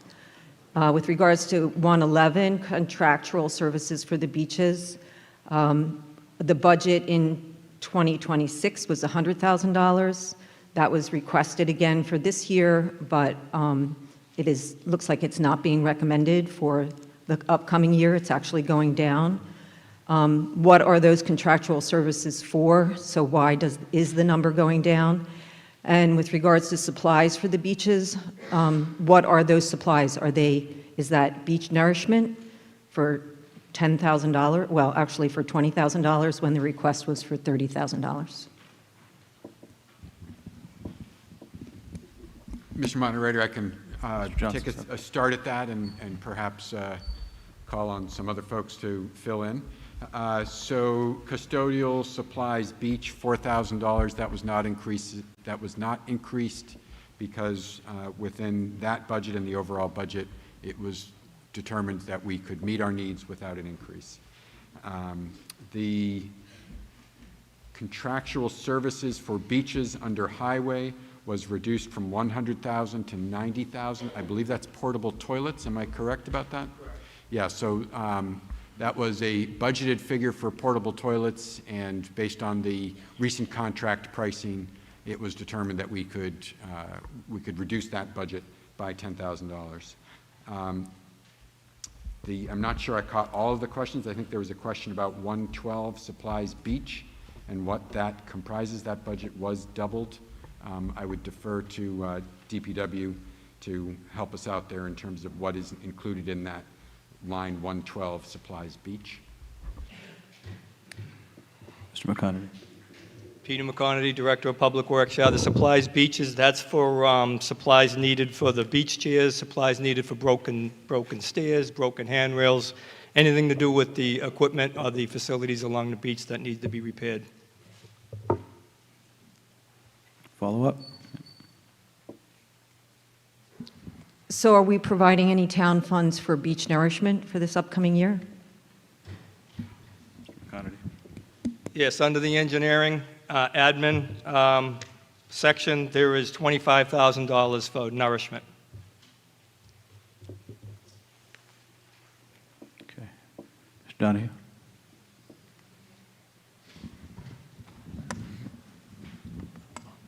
Bob Donahue, Precinct 3. I want to get this straight. In other words, if the bathrooms run out of toilet paper or if there's problems and we go over the $10,000, we have to shut down the beach or we can't afford portable toilets? We're going to cut back on the portable toilets? It seems like we're kind of, the beach, I believe the revenue from the beach stickers is someplace around $500,000 to $750,000, and we can't go first class on that. We have to divert that money to the general fund so that we can finance other things. I think we're really short-sighted in taking care of the beaches that we supply our income here for all the all the businesses in the community. Thank you. So as far as the custodial supplies for the beach, that remained at $4,000. That had been $3,000 up until 2 years ago, and we did increase it. That all comes through our department because we order all consumables for every building in town, and we've never gone over that $4,000. If we have to, I have an overall custodial supply budget that we could draw from if we had to buy extra consumables for the beaches, but we've just never hit that limit. So that $4,000 is allocated to beaches alone, and then we have a custodial supply budget for all other town buildings that are grouped together. So we're at no risk of running out of toilet paper at the beaches. Okay, snow and ice control? Yeah. Dr. Snyder? Mike down here on the right.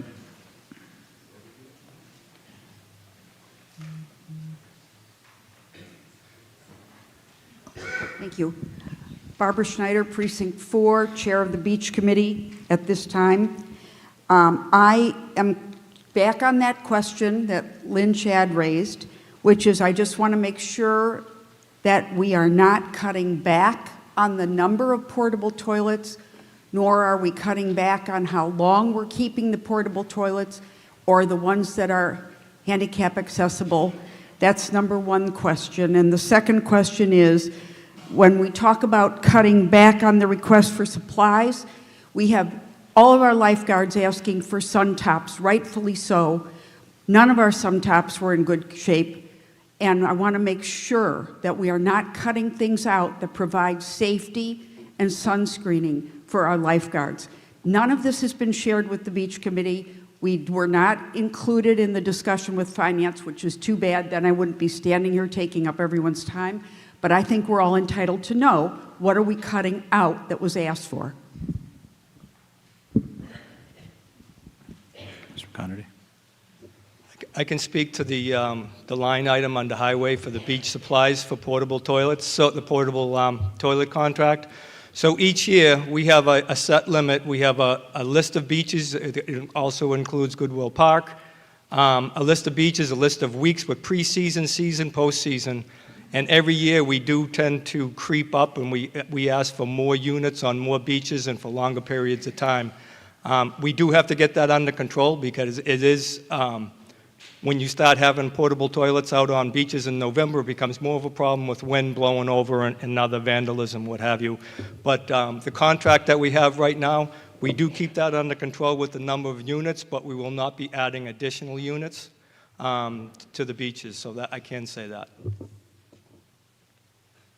Mr. Moderator? Yep. If I could, at your discretion, allow Beach Superintendent Maggie Clayton to address the question with regard to the sun tops for the lifeguard stands.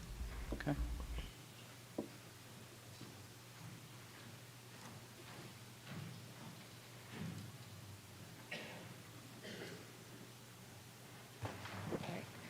Good evening. Maggie Clayton, Beach Superintendent for the town of Falmouth. The operating budget as presented in the beach department funding will satisfy our equipment repairs for this year. We still have funds prior to June 30th to use before going to the FY27 budget to manage that for staff. Okay, thank you. Yeah, in the red vest.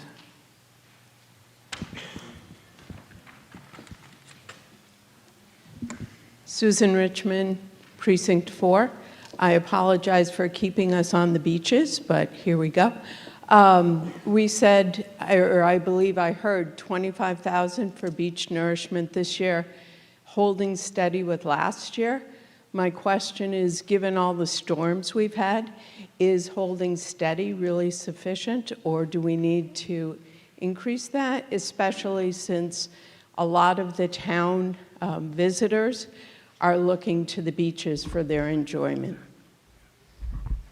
Mr. Moderator, I'm going to call on Mr. McConerty, our DPW Director, and perhaps some assistance from our Coastal Resiliency Specialist. Peter, you want to start off?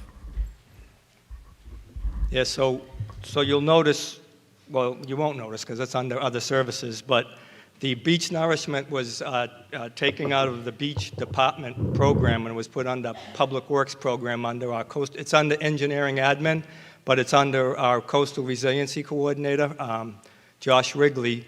And last year it was $10,000. We brought it up to $25,000. We're going to be looking to increase that in future years, but you did see the town manager's budget message earlier. I will say we do have a project that's coming online. That's the Bournes Pond Bridge. I've been talking about it for many, many years. Town meeting passed funding to replace that back in 2015. We are getting closer to that, but we're talking 32,000 cubic yards of nourishment for Minot Beach. That's a lot of material to be dredged out of the Bournes Pond and brought onto the west side. And that's a beach that takes a lot of, it gets hit hard during storms, so that's a beach that we lose a lot of nourishment, so we'll be looking to bring that back up for the Bournes Pond Bridge. We're looking for that to come online this year and next year, so maybe 27, 28, the Minot Beach West will be nourished also. Correct? Am I correct in saying that, Josh? Yeah. Mr. Neto? Yeah, Mike on the left here. Joe Neto, Precinct 9. I was hoping that we would have a discussion after the town manager gave his budget overview. And hearing some questions that have just been asked, how come we're not spending more? Are we going to get our services? We didn't have the discussion after Mr. Renshaw gave his report. But look at it. It says next year at this time, we're $2.8 million short in the operating budget. If you paid attention, or you saw the memo that Selectman Reed put out, it was on the town website. We have some tremendous financial constraints facing us that as I sit here tonight, I don't think a lot of us realize the dire position that this town is going to face. Some of you, as I look around the audience, was here in 206. In the last 20 years, we've experienced it 2 times when the town of Falmouth had to struggle to pay all its bills. The first one was in 206. At that time, we furloughed town employees. Instead of working for 5 days, they worked 4, so that we could meet the fiscal responsibilities that this group sets. We set the we set all the money in Falmouth, except for Proposition 2.5, comes from our voting yes on something. In 2009, it was the .com budget. We met back here in the .com fiasco in 2009. We met back here in May and moved over $3 million so that we could close the fiscal year. The town manager gave you a great report. Too bad we didn't have any discussion on it.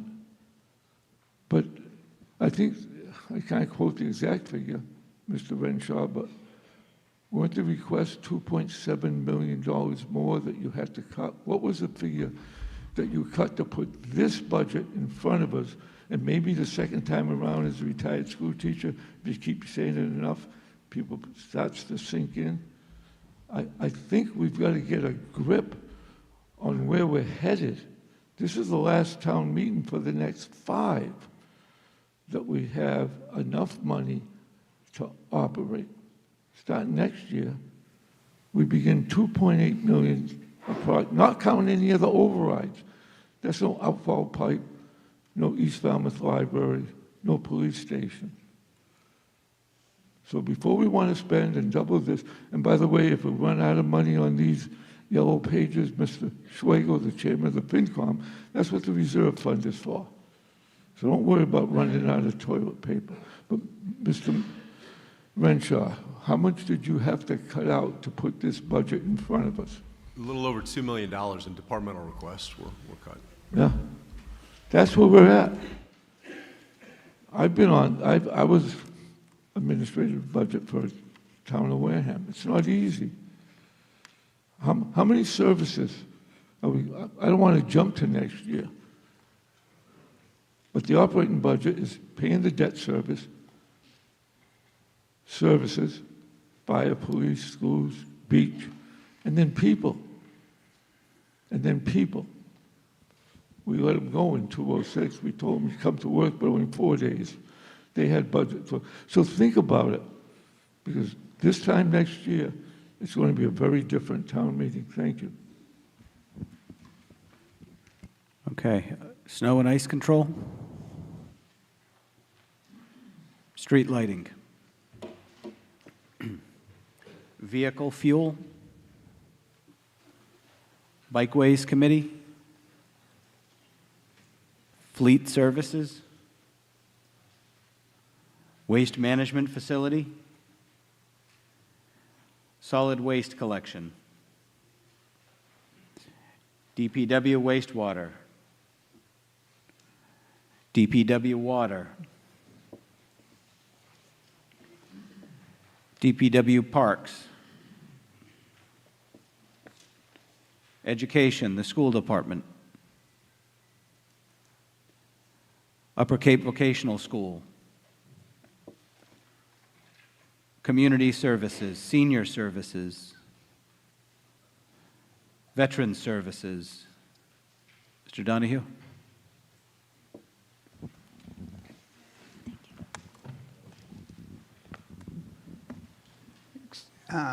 Bob Donahue, Precinct 3. Could we go back to the school department, the 61 million? Is that in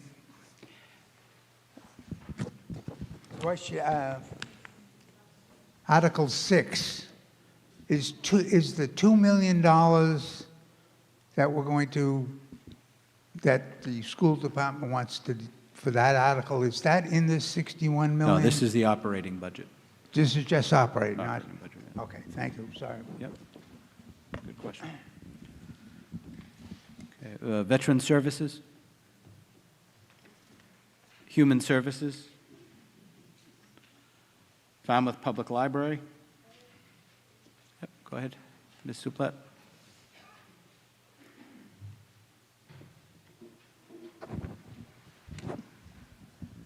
Thank you. Hi, Peggy Zupalat, Precinct 7. I was just wondering, with Mr. Renshaw's comments about hiring freezes and things, does that affect the unfilled positions that are now vacant at the Falmouth Library?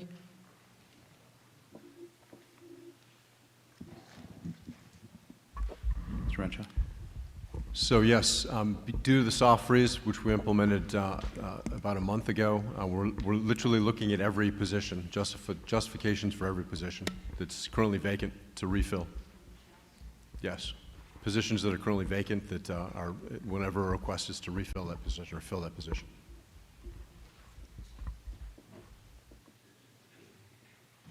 Leslie Lichtenstein, Precinct 8. Maybe now is the time, town meeting, remember a few town meetings back, we did authorize the selectmen to look into having a small property tax abatement for people who wanted to volunteer to help out at the library. And for several years I asked what happened to that, and the answer I had from our previous town manager was he couldn't find anybody who would oversee it. Maybe our new town manager can find someone that can oversee that, and we could help. Libraries are essential, folks. They help democracy.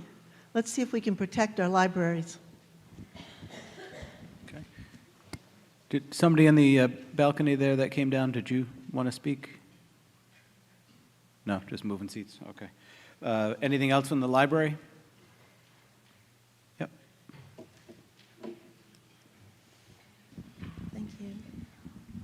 Thank you, Mr. Moderator. Dale Cap, Precinct 3. I'm just curious, under libraries, I don't see anything for East Falmouth, so my question is that library totally funded now for the changes and the reconstruction that we are expecting there? So East Falmouth Library is part of the public library system. The two that you see are publicly open private libraries. So West Falmouth and Woods Hole, they're not under the Library Board of Trustees, so the East Falmouth is included with North Falmouth and Falmouth, Maine. So you're saying East Falmouth is not under the Board of Trustees, or the other way around? It is. It is. It is. We have three of the libraries, the Main Library, the North Falmouth, and the East Falmouth, and then the other two, we help support their mission. And the other two, you help support, why aren't they under the same system, please? Because they're private libraries with their own boards. Private libraries that we fund. That are open to the public, yes. They're part of the CLAM system. You can go in there and use it, but they're not part of the town-owned library. Got you. Thank you. Recreation Department? Beach Department? Townwide expenses for retirement? Unemployment? Health insurance? Medicare tax? Other employee benefits? Town insurance? Oh, someone in the back. Mr. Finneran. What's the total unfunded liability in the OPEB now?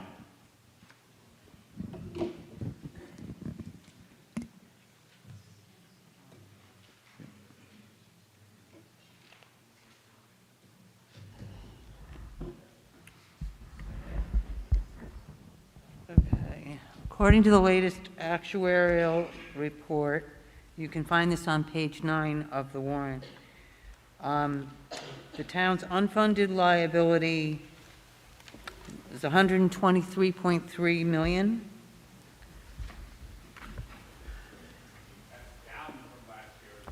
Yes. Well, we're trying. It's just going to take a while.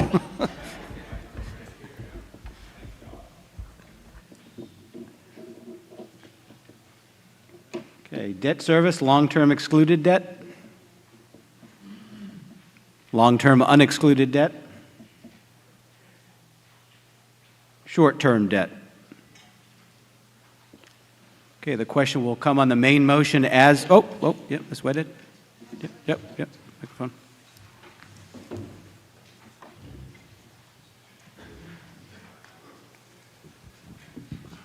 Lynn Whitehead, Precinct 1. I have a question. Usually under the Recreation Department, there's a Falmouth Town Band budget listed, and I don't see it. Unless I missed it.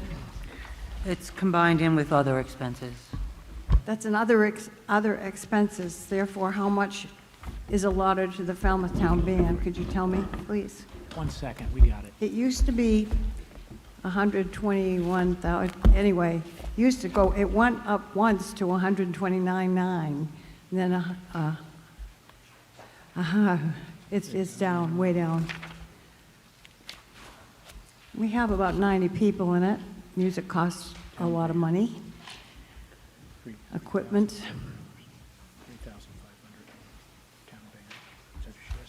Yeah. All right, town band is 3,500? Really? Yes. You gave us a raise. Can I depend on that? You can thank the Finance Committee.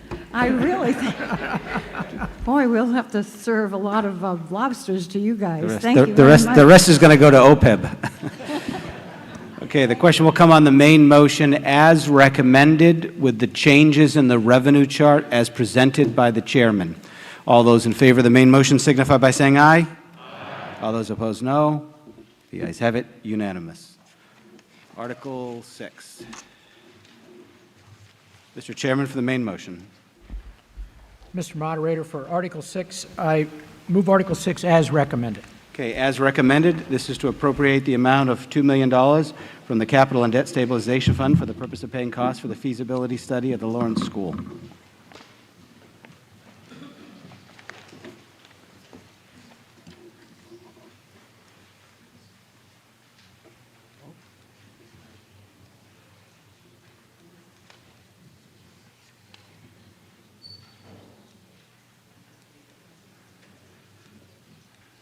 I'm pushing down.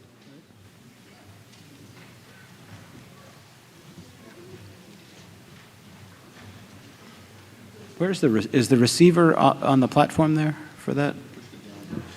Yeah, I am. I'm on the down. It's on the down. I'm pushing the down. I think, where does he need to point it? Over there? Where do you need to point? What's that?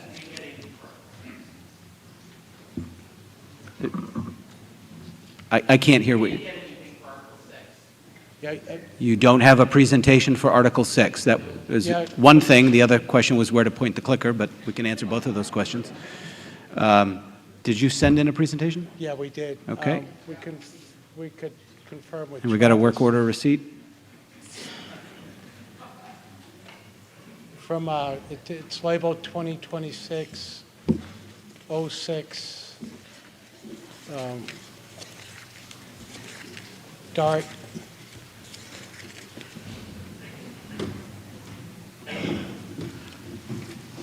The chair would entertain a motion to place this on the table so we can go to the next one while they figure that out. So moved. All those in favor of tabling this signify by saying aye. All those opposed, no. The ayes have it. The article is tabled. Article 15. Chair of the Board of Selectmen for the main motion.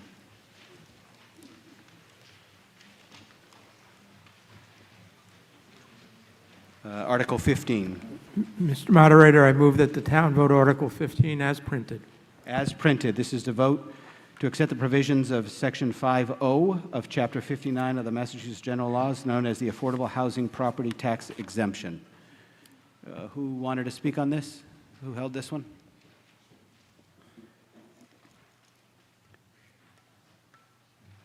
Yep. Microphone in the back. John Beatty, Precinct 3.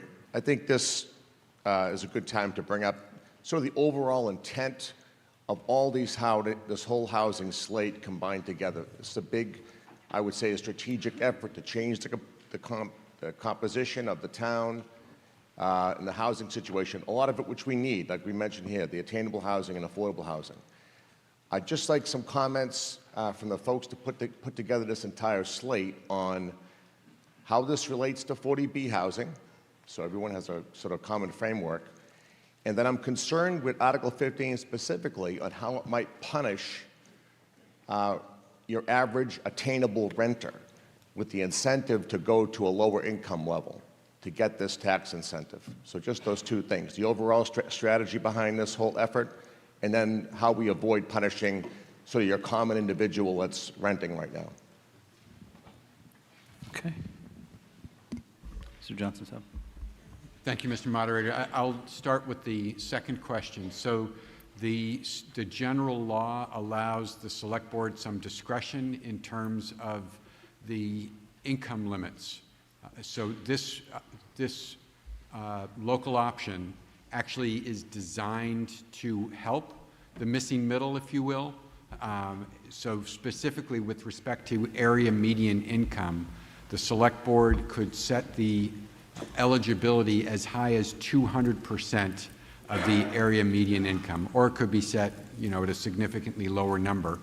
But the discussion among the Affordable Housing Committee and the Town Manager's Office and the planning staff has been that we are looking to create housing without new construction, without the cost that goes along with new construction, and to make that, to stimulate rental housing in the 80 to 200% area. So no, I don't believe it would have any negative impact on attainable housing. And I don't know if a member of the Affordable Housing Committee wants to speak further on the overall strategy.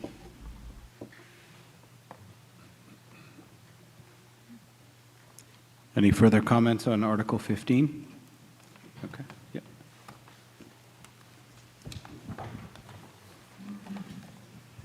A bit of a procedural question. I apologize, I don't understand this entire law. But when the selectmen set a value, is that value then allowed to be modified at a future date by the selectmen? Or is it a one-time value that gets set? Mr. Johnson, sir. It can be adjusted. That year, Mr. Neto? John Little, Precinct 9. This is, to me, a vote on a philosophy that has some tough financial implications. So it is a form of rent control, because the Board of Selectmen are going to come, first of all, we don't know what the reimbursement is. And the second thing is that the rent has to, fall within certain guidelines. Well, someone who's rented a house in the sewer district, by the time you get done paying your real estate tax, and then for the 30 years they have to pay for the sewer, to connect to the sewer, I don't know how many landlords, because you'd be giving up more than you're going to gain. If you're only taking X amount of dollars in rent and your expenses are more than what you're taking in, why would you want to do this? We have an article in front of us that lacks a lot of figures. What's your impulse? What percentage of homes are rented now in Falmouth? How many landlords have you contacted? I think this article has more questions than answers. And who's going to... The bottom line that taxes are based on, and I'm not this, is what it costs the town to operate. So if your next door neighbor's renting a house to affordable, and that's well and good, and he or she pays less taxes, someone's got to pay that missing dollar. So without any figures in front of me, I have a hard time supporting an article. I'm a fact-based person, you know that. What money are we talking about? How much am I going to be able to charge for rent? I can tell you, if you have a single-family rentals, you don't make any money with a single family. You think you do till bills come in. But I don't see a lot of landlords that would jump on this, therefore improving the situation that we're trying to. I think it's more of a philosophy. And I would hope that this Board of Selectmen would have had some figures for us. Do you have any idea, Chairman, Mr. Mescali, has you got any input back on this? I think it's just another tool in the toolbox with respect to attainable housing, and it gives the Select Board the ability to set the parameters going forward up to that 200,000 AMI, 200% AMI. So I think it's just something that we want to have in our toolbox going forward. As was said before, if an average house, the tax exemption is, or the tax amount is $5,000, and that's a $5,000 exemption, that's a lot less expensive to the town than what we're doing with affordable housing, out of the Affordable Housing Fund.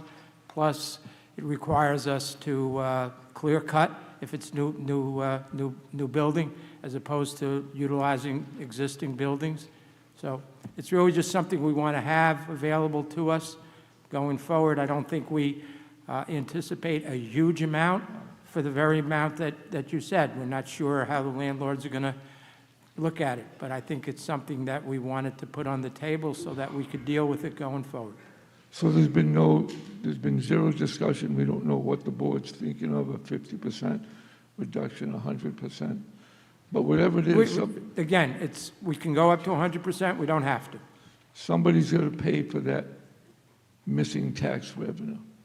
Well, but we're saving it on the other end because we're utilizing existing housing that would otherwise cost us up to $150,000 a unit, which is what the guidelines are under the Affordable Housing Fund. Okay, in the center? Yep.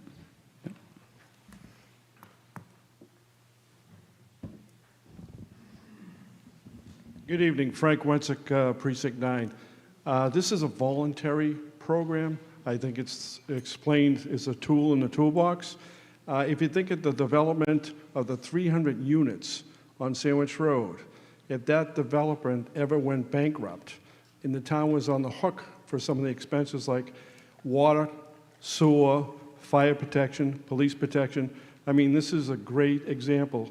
If a landlord wants to participate, so be it. It's not going to put a big dent in it. But if you put more 40B housing into this town, which is okay, but it has to be adjusted within the state, because 40B has been around since the 70s. I mean, and what is affordable? Is it $400 a month or $2,100 for a one bedroom? What's affordable? So I think this is a great tool for the toolbox. And like I said, if any of these future developments for 40B go bankrupt, the town's on a hook, a large amount than what we're projecting. Thank you. Okay, Ms. Klein-Levick. Yep. Liz Klein, Precinct 6, and a member of the Affordable Housing Committee. I just like to really emphasize again that that's a voluntary program. The Affordable Housing Committee does not believe that this program will be the thing that solves the problem.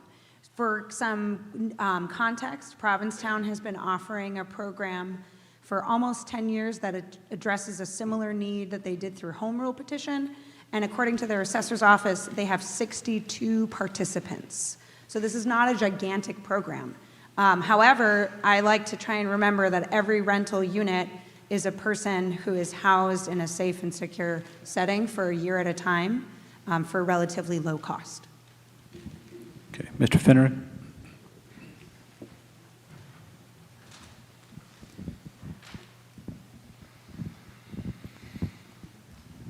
So you're contemplating, it doesn't say numbers in here, 100% tax exemption? I didn't say we were contemplating any percentage necessarily. It can go up to 100%. Oh. All right, you would think that the parameters would at least be there. I mean, if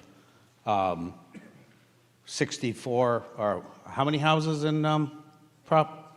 62, at an average of 5,000 a house, I mean, and that's a much smaller town. I mean, we're into the millions of dollars here pretty quickly, if that's the case. But I think that there should be a little more arithmetic in this than we have now. Thanks. Okay, in the left division there, yeah, right in the aisle. To your right. Mike Holken, Precinct 6. It just seems to me, and kind of living off the past comment, there needs to be a lot more math done, because to go from tax exemptions from 0 to 100%, we don't know what the floor is going to be on the rental. It just seems that doesn't add up, along with part of the fairness issue of one person is paying X amount of taxes and another person, because he's got a rental for profit, he could be paying less amount of taxes. That doesn't make any sense to me. Lastly, we saw that we're going to have some revenue problems versus our spending in the outcoming years. This doesn't make a lot of sense to me. Okay, in the center aisle. You can sit down. I've got you on my list. Yeah, in the center aisle. If you could stand so she can see you. Thank you. Yeah, yeah. Misty Niemeyer, Precinct 9. Can I just get some clarification, because it sounds like maybe there's confusion on the percentage amount, that it's a percentage of the median income from 100% to up to 200%, not the amount of tax that's going to be cut, correct? It's up to 200% of the median income, up to 100% of the abatement. Correct. So it's not, I think, the amount that people might think it is as far as the total number of taxes, and it also sounds like you think that those will get brought back in by not having to spend money on building other properties for affordable income, correct? Mr. So again, I think it's been said, but just to make sure it's super clear, the amount of the tax that could be credited or forgiven is up to 100%. The eligible income limit is up to 200% of area median income. And yes, so one of the arguments that has been made for this as a low-cost way to generate attainable housing is because the per-year cost, even at 100% of the annual tax for a rental unit, is less than the cost of constructing a new rental unit. Mr. Moderator, if I might, Yeah. just a little bit more color on that. If we had 100 rental operators opt into this and we offered a 100% exemption at $5,000 on average, that's $500,000 that could be covered by the Affordable Housing Fund, and that would be like less than 4 units new created out of the Affordable Housing Fund. 100 rentals through the exemption or 4 new units is the kind of comparison that we're talking about in terms of bang for our buck from our Affordable Housing Fund. Yes, so, Mr. Chairman. and just to follow up, so if we had 10 landlords that wanted to opt in, and again, we can set the parameters, we don't want it to be a drain on the tax base. That would be, at an average rental, an average tax of $5,000 a year, that's $50,000, and we're putting 5 houses that might not otherwise have been rented, be able to be rented, as Ms. Klein said, to a family that needs housing in the town. That's $50,000 as opposed to $150,000 out of the Affordable Housing Fund that's going to take 2 to 3 years to build and require clear cutting and disturbing the land. So we think it's a very worthwhile thing for you to all to vote. So. Okay, the far left. Mr. Hargraves, you're on the list. Yep. Up in the far left, or my far left here.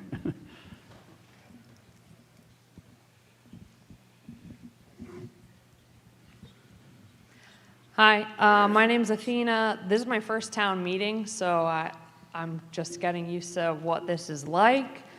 But as someone who's been renting in Falmouth for the past 15 years, I would stand to gain something from some of these affordable housing initiatives. And what I did write a letter to the Falmouth Enterprise, maybe some of you read it, about this Article 15 and some of the worries that I had about it. And I haven't really heard anybody address any of my concerns, so I'm going to reiterate them here, I guess, and maybe some of the people who are here can answer them. But one is, you know, for somebody who's in the attainable housing category, that would be myself. My partner and I work full time, but we'd like to maybe buy a house someday in Falmouth. It would mean that, you know, we'd buy a small house, whatever, that barely exists here, and then we would, if we didn't have an extra bedroom to be able to rent, we wouldn't be able to benefit from this tax break at all as a person who would financially sort of lean on that tax break more than somebody who is deciding to rent their second home here. I think it puts the tax burden on the wrong people in town. I think the tax burden should go on the people who own second homes here, not the people who are living in their primary residence or trying to purchase a primary residence or trying to rent a primary residence in town. It like really rubs me the wrong way. And second, who's going to prove the income? When I read about this at first, it said that the landlord is meant to prove that their tenant's income is at whatever level it is. I don't want to share my income information with my landlord. That's none of their business, quite frankly. And it really rubs me the wrong way that there's no provision for how that information is going to be shared. That's private to me, not to my landlord. And I guess, there's no numbers, so it's like, okay, so Provincetown has 60 houses that entered into this tax break setup, but how many of those are new because of the tax break? Was it just the 60 people that were already renting their homes? Or are we talking about 60 new people? I live in a winter rental. That wouldn't qualify for this tax break. So the landlords that I have that have been kind enough and providing us with a super affordable house in the winter wouldn't benefit from this at all. So I just see a lot of holes. It feels really Swiss cheesy, and it makes me a little bit uneasy. And it makes me feel like if I made it and I was able to buy a small place here, then I get screwed. So I would like to know a little bit more about how this would actually work. Okay, Mr. Latimer is next on the list.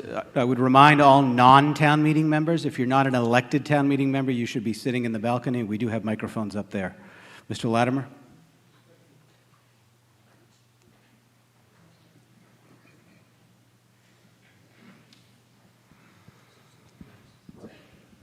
Yes, Richard Latimer, Precinct 1. This is a very simple, straightforward article. It is to whether we will allow the selectmen to operate this voluntary affordable housing option. Nobody is forcing anybody to do anything under this. It is just setting the parameters for a voluntary program where people may apply for a tax break based upon their willingly limiting their property to affordable rentals.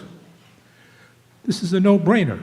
Everything that I've heard so far about all the issues that are being discussed here should be brought up before the selectmen at an open meeting when all of these issues could be discussed. I would say just simply pass this article as it is and let the selectmen do what they want to help increase affordable housing. Thank you. You want to just pass the mic to Peter? Yep.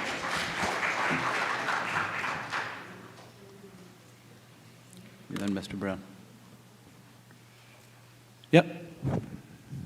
Peter Clark, Precinct 1, and a member of the Affordable Housing Committee. I want to follow up by saying I agree that this is being complicated by the worries that don't need to overwhelm us. It's a one-year voluntary process. The Select Board will be setting the parameters with a lot of discussion, protecting revenues at the same time that they're trying to provide additional housing. Falmouth has 19% of its housing stock in rental housing. That's compared to 37% across the state. We have half the rental housing in our stock that the state towns do in general. We need to do all we can to encourage additions to those rental properties that are available to people without having to build new units. Thank you. Okay, Mr. Brown. Thank you, Mr. Moderator. Doug Brown. Just wanted to say quickly, the quick math, the previous example in Provincetown, 62 units, the average tax $5,000, that's $310,000. We're spending $150 per unit to provide affordable housing. This is just a different option, targeting a different group, a little bit more income, working force families that are kind of left out right now. They call them missing middle. So I think it's another thing we need to try. With housing, it's going to be every tool we can think of. It's never going to be one cure. So this is one more thing to help. Okay, Ms. O'Connell? No, I'll put you on the list. Ms. O'Connell's next. This list is growing. Yeah, I'll put you on the list. Thank you, Mr. Moderator. Maureen O'Connell, Precinct 4. Just for clarification, so once a year, the selectmen would set the income limit, and once a year, they would set the abatement amount. Is that correct? It would be set for the entire town for every unit at the same level once a year, both of those things. Mr. Chairman? Yes, you're right. Well, thank you. Are you sure about that?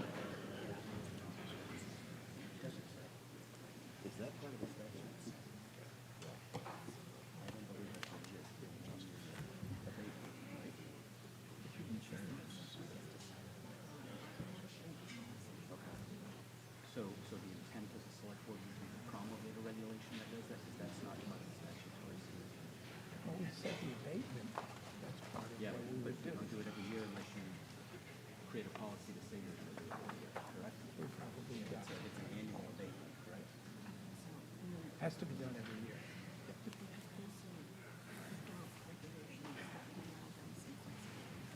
Do we need any clarity on that, or we're going to let it go?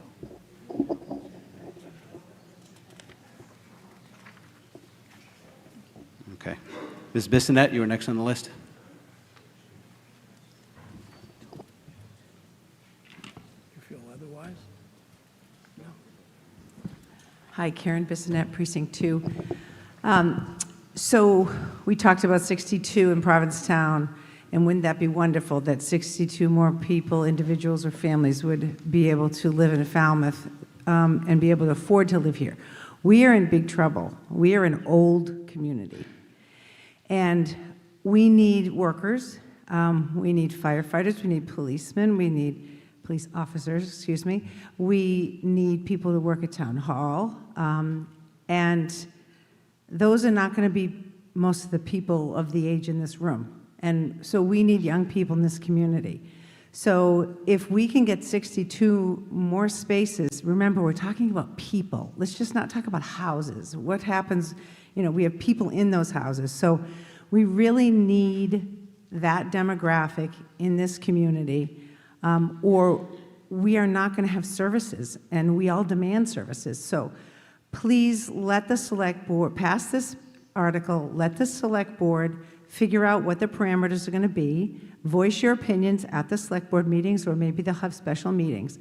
But please pass this so that we can have, as Doug said, another tool in our toolbox for people who would like to live here and work here, because we need that economic sustainability. Thank you. Okay. I had both Mr. Duffneys. Who wants to go first? No? Okay. Mr. Duffney.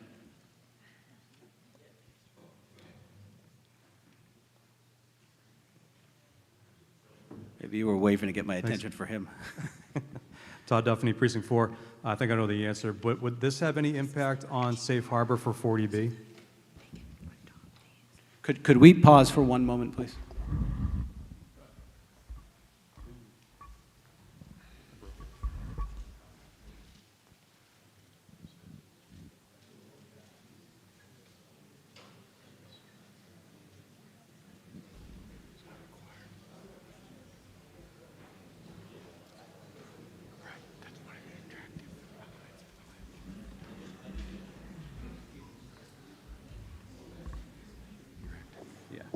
We just want to have a clarification of Ms. O'Connell's answer to the question that she had asked. Mr. Chairman? Yeah, I mean, I didn't mean to say that we would do it every year.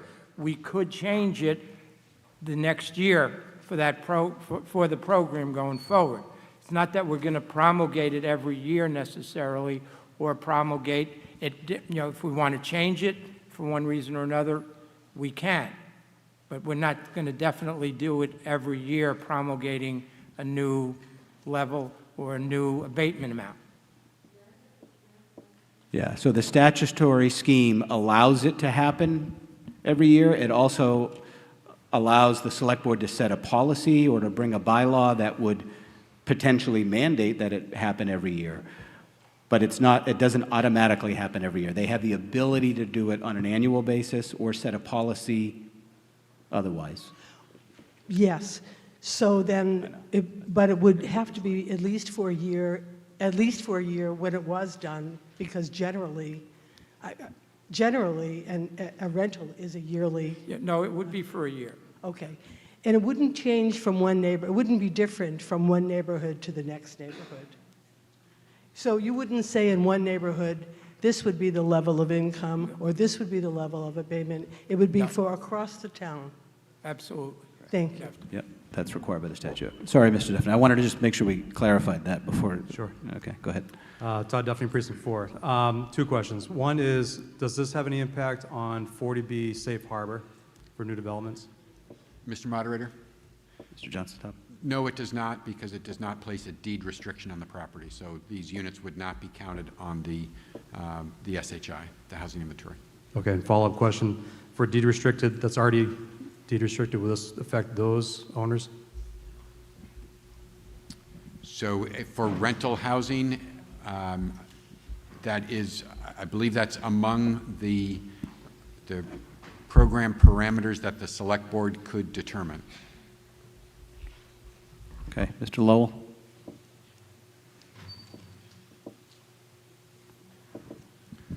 Nick Lowell, Precinct 8. Yeah, I have a question I'd like to just get an explanation for. Typically on a property tax exemption, such as the residential property tax exemption that we're talking about in the future, potentially doing, it's revenue neutral. So you reduce the tax for the resident and you increase it on the non-residents so that the net amount that the town collects is the same. Is there something different about this affordable rental tax exemption that makes it not revenue neutral that I'm missing? I'd just like to, I think it's an important point and I want to understand it. Thank you. Okay, Mr. Johnson-Sub. So many of the existing exemptions, for example, veteran exemptions, exemptions for the blind, tax exemptions for seniors, are not revenue neutral. This is like those. You're correct that the residential exemption, which provides for only year-round residents to qualify for the exemption, that one is the exception in that it is revenue neutral. Okay. Yep, and the other, right behind you. Yep. Hello, my name is Tom Dignas. I'm from Precinct 3. Mr. Moderator, I would like to call the question at this point. Okay, the question comes on closing discussion. This is 2/3. All those in favor of closing discussion signify by saying aye. Aye. All those opposed, no. No. Opinion of the chair is that the ayes have it by the 2/3, and discussion is closed. Yeah, you're on the list with the other 6 people that didn't get to speak, and the motion was to move the previous question, and it passed by a 2/3 majority.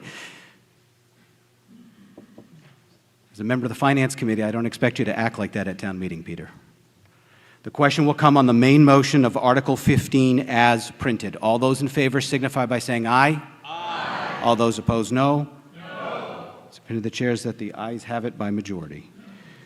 We'll stand in recess for 15 minutes. There's refreshments out in the lobby.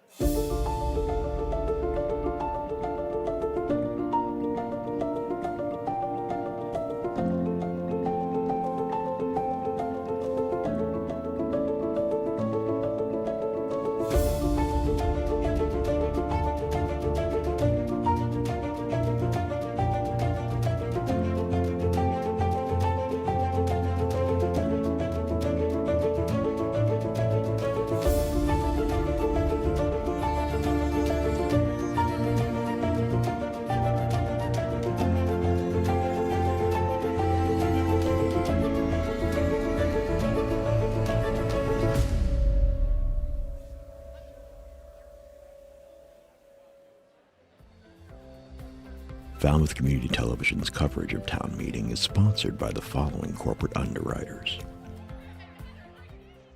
The Steamship Authority is a proud partner in many Falmouth community events, including town meeting coverage, and for good reason. Not only do we have a terminal and offices here, about 1/3 of our employees call Falmouth their home. We always work hard to serve our neighbors, friends, and the traveling public. We recently put 7 new electric buses into service at our Falmouth parking lots. We're adding new vessels to our fleet, continuing work on our energy-efficient Woods Hole terminal buildings, and adding solar panels at our largest parking lot. At the Steamship Authority, we're serving the islands and you. Welcome to the Falmouth Chamber of Commerce. The Falmouth Chamber is dedicated to working on behalf of our members to make Falmouth a better place to live, work, and conduct business. We are committed to developing the economic, cultural, educational, and civic interests of our community and welcome the support from all organizations to achieve our combined goals. Whether you call Falmouth home, are a summer resident, or a visitor, we hope you take advantage of all that the Chamber has to offer. Hi, it's Brendan from Crane Appliance. Since 1983, our goal as a family-owned company has been simple: to give our neighbors on the Cape and Islands a great shopping experience. Rest easy knowing our professional team will listen to your needs and help you pick the perfect appliances for your home. At Crane Appliance, we know how difficult appliance shopping can be. Our team is here for you. Crane Appliance, we call the Cape and Islands home.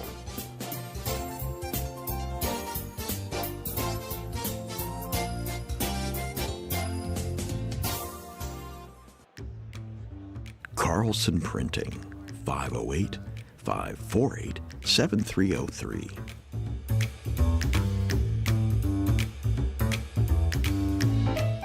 Our email address is carlsonprinting@gmail.com. Carlson Printing, for all your printing needs.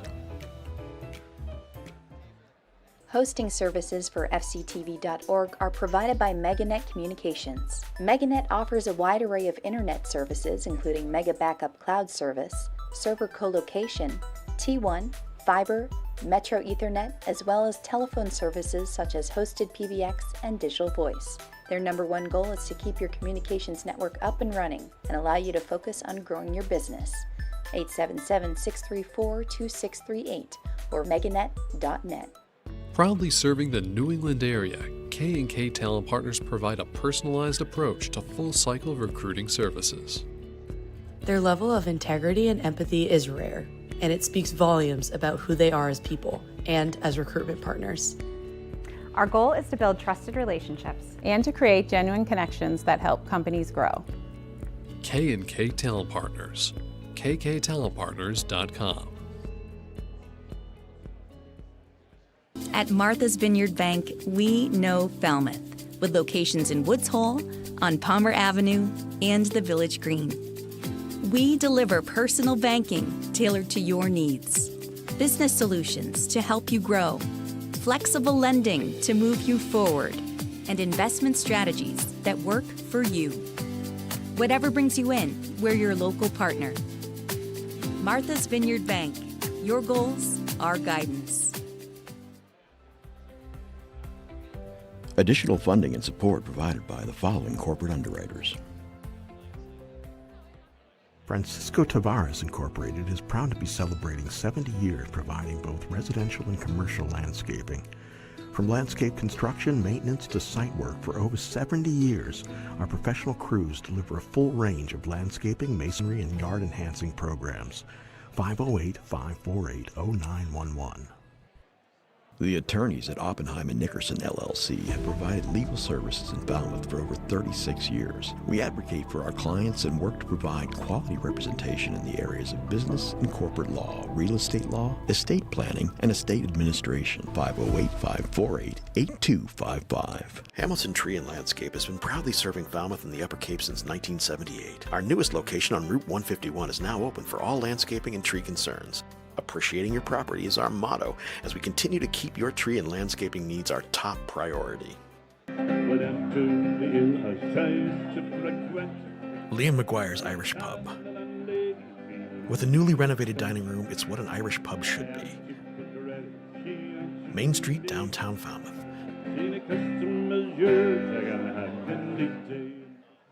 Eastman's has been Falmouth's hardware store since 1913. Enjoy our kitchen department with a wide selection of kitchen accessories and gourmet foods. Find your home repair needs at our hardware store.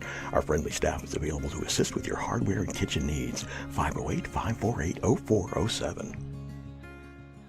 Carpet Barn Carpet One is a local family-owned business offering all your premier carpeting and flooring needs. They also feature tile and vinyl floors, custom area rugs, window treatments, and kitchen and bathroom cabinetry. Proudly serving Falmouth and other Cape communities for over 50 years. The Falmouth EDIC's mission is to support a vibrant business community. The EDIC is excited to be advancing a new 50-unit rental housing project adjacent to the Falmouth station on Depot Avenue for our community's workforce. Cape and Coast Bank is committed to building relationships, reinvesting in our community, and supporting the people and businesses that make Falmouth thrive. Cape and Coast Bank, powering local. FCTV is also supported by the following businesses and organizations. John's Liquor Store, 729 Main Street, Falmouth, 508-548-2287.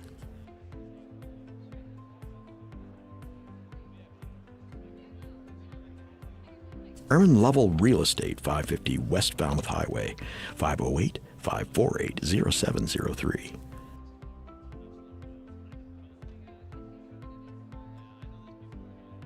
Dalby Excavation Incorporated, 508-548-9788. info@dalbyexcavation.com.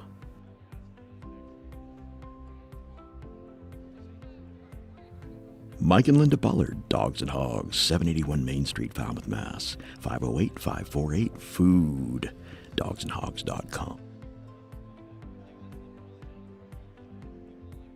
The Annie Hart Cool Team, Sotheby's International Realty, 508-868-0664.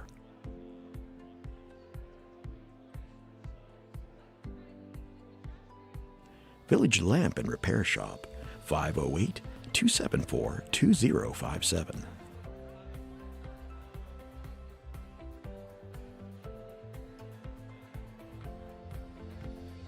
Friends of Knobska Light, the keepers of your lighthouse, committed to its preservation, education, and access.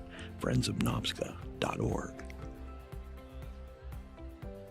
The Fox team provides complimentary property marketing analyses. 508-548-2101.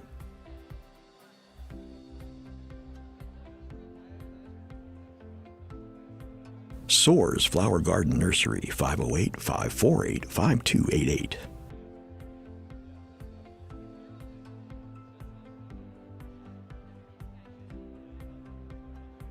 M. Duffney Builders, 508-540-3625.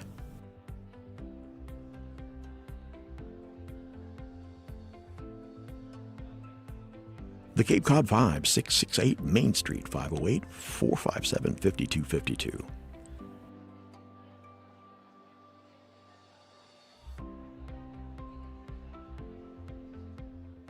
Mahoney's Garden Center, 508-548-4842.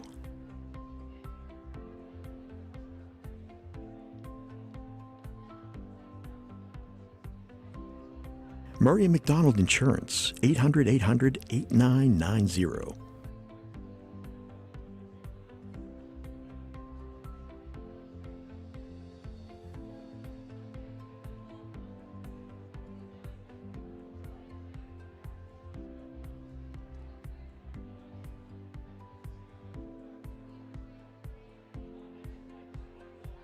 Hanush Jewelers, 352 Main Street, downtown Falmouth, 508-548-9107.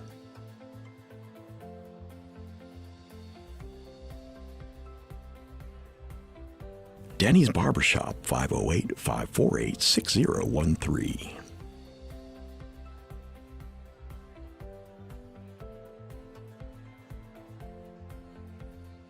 Wacoit Congregational Church, 15 Parsons Lane, Wacoit, 508-548-5269.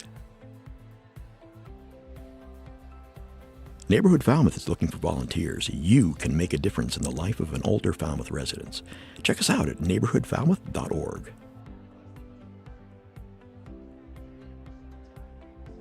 The Middle East Forum of Falmouth, a summer lecture and discussion series to foster a better understanding of the Middle East. Visit us at www.meff.world.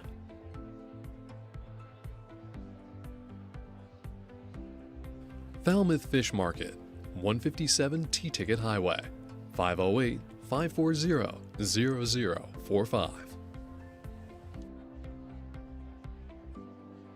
Steve's Pizzeria and More, 374 Main Street, Falmouth, 508-457-9454.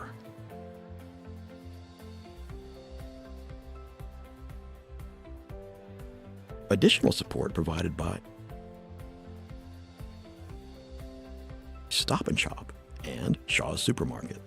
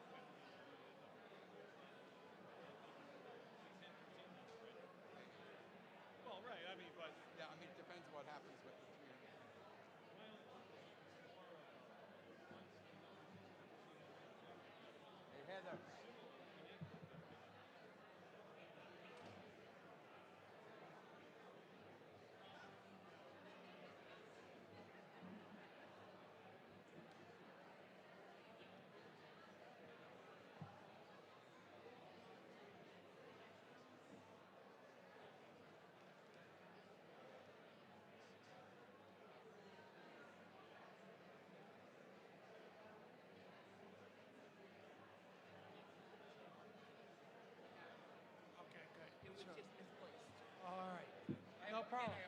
No worries. Don't worry. Yeah. Yeah. Thanks.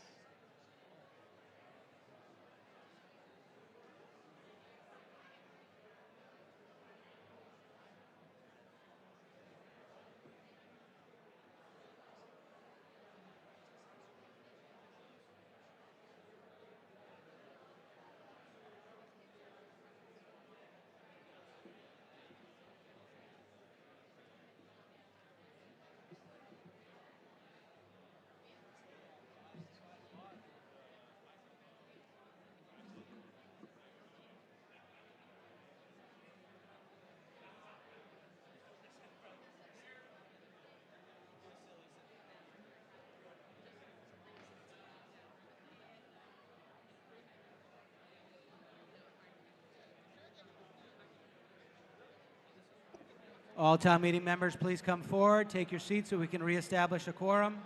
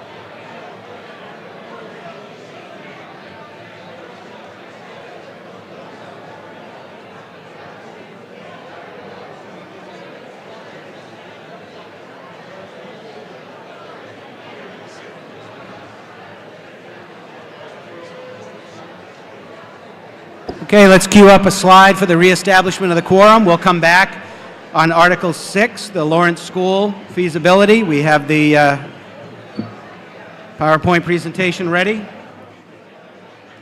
All town meeting members, please come forward so that we can reestablish a quorum. Okay, all those present, please press 1A for the establishment of the quorum. And we have a cell phone. Someone that was in the balcony at one point left a cell phone up there, so if anybody's missing their cell phone, it's up here. I don't know what we do with it when we leave if you're not here, but if you're here, it's up here. Put it. Clerk tells me he'll take it to town hall, so that's where it'll be tomorrow. Unless you realize you're missing your cell phone, it's up here at the rostrum.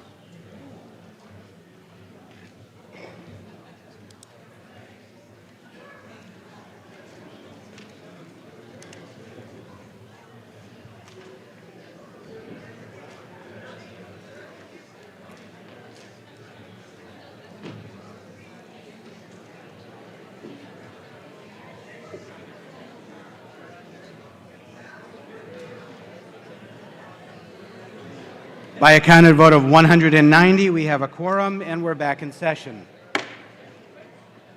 At this point, by a call of the chair... Do you have a point of order? Do you... microphone, please.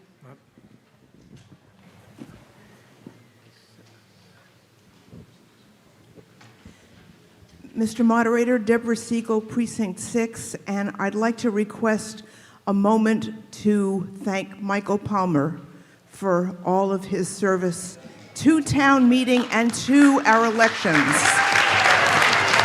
Well, we were going to do this at the end, but we can do that now. Michael?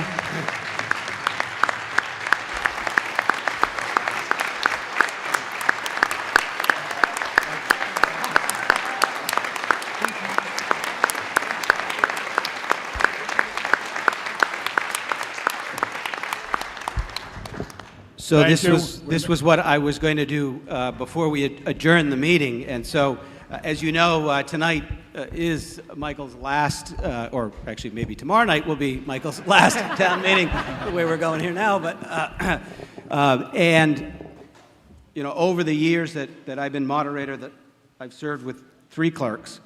The longest serving of those clerks has been Mike, and the ability for him to mentor me early on and to always be there, whether it's at the briefings to prepare for these meetings or the follow-up with the issues that happen after town meeting. We have had one of the best town clerks in the Commonwealth of Massachusetts, and Mike, for me, the best town clerk. Thank you, Michael.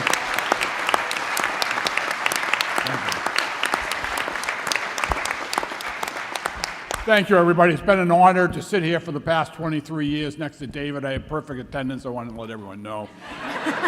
He also has a splinter from my gavel. Yeah, I got some wood in the side of my face here, but it has been an absolute honor to sit here, and it's actually been an honor and pleasure to meet many, many, many of you in the audience here and to work with you over the years. So thank you for that. I appreciate that. You're Michael.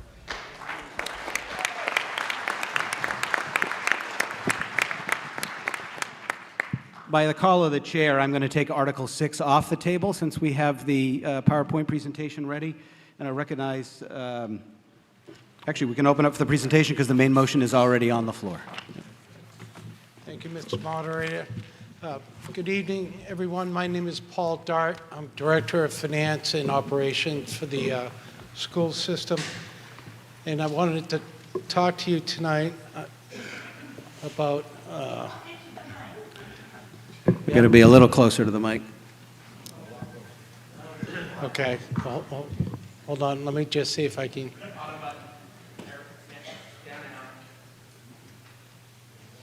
Say again? It's on the down arrow. So let's go back to the other question I had asked last time. Where is he supposed to point the clicker? Right towards the front? And then the down arrow.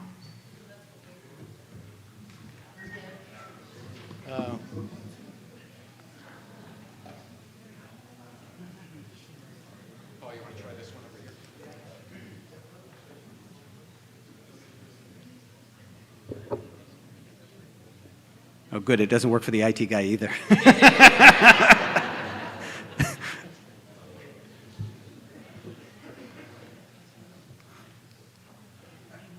All right.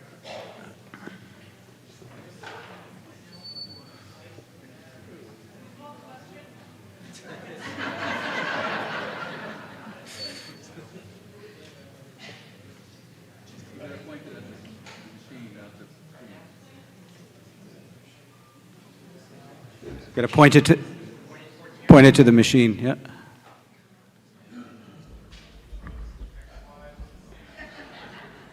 Yeah. Can we go old school? Can you just do it on the laptop?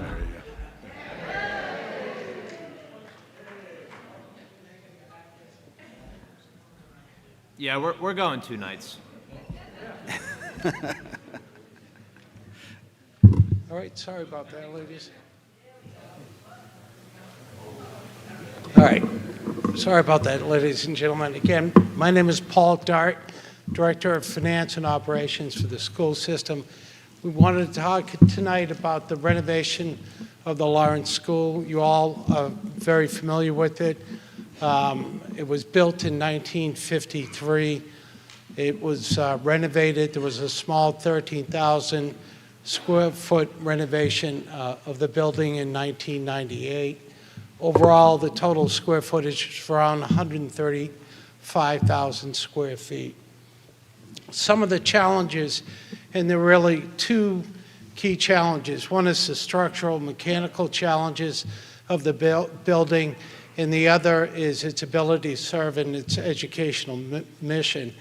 And if I could talk first about the structural challenges, is that the building has the original steam pipes, original electrical wiring rather, and the original plumbing. It's all over 70 years old. And especially with the mineral deposits in Cape Water, there's a lot of pinhole-sized leaks that occur in the steam pipes and in the plumbing, and there's major breakdowns that occur thereafter. All of these systems are essentially embedded in the building itself. So the electrical systems are embedded in the walls and floors. The plumbing is embedded into the walls. In order to gain access to the plumbing, you literally have to break into the wall, remove lockers, break into the walls, and execute your repair thereafter. So it's a building that has really outlived its ability to just continue to repair it. If we don't do something to address these issues in renovating this building, we could have continuity risk in the building.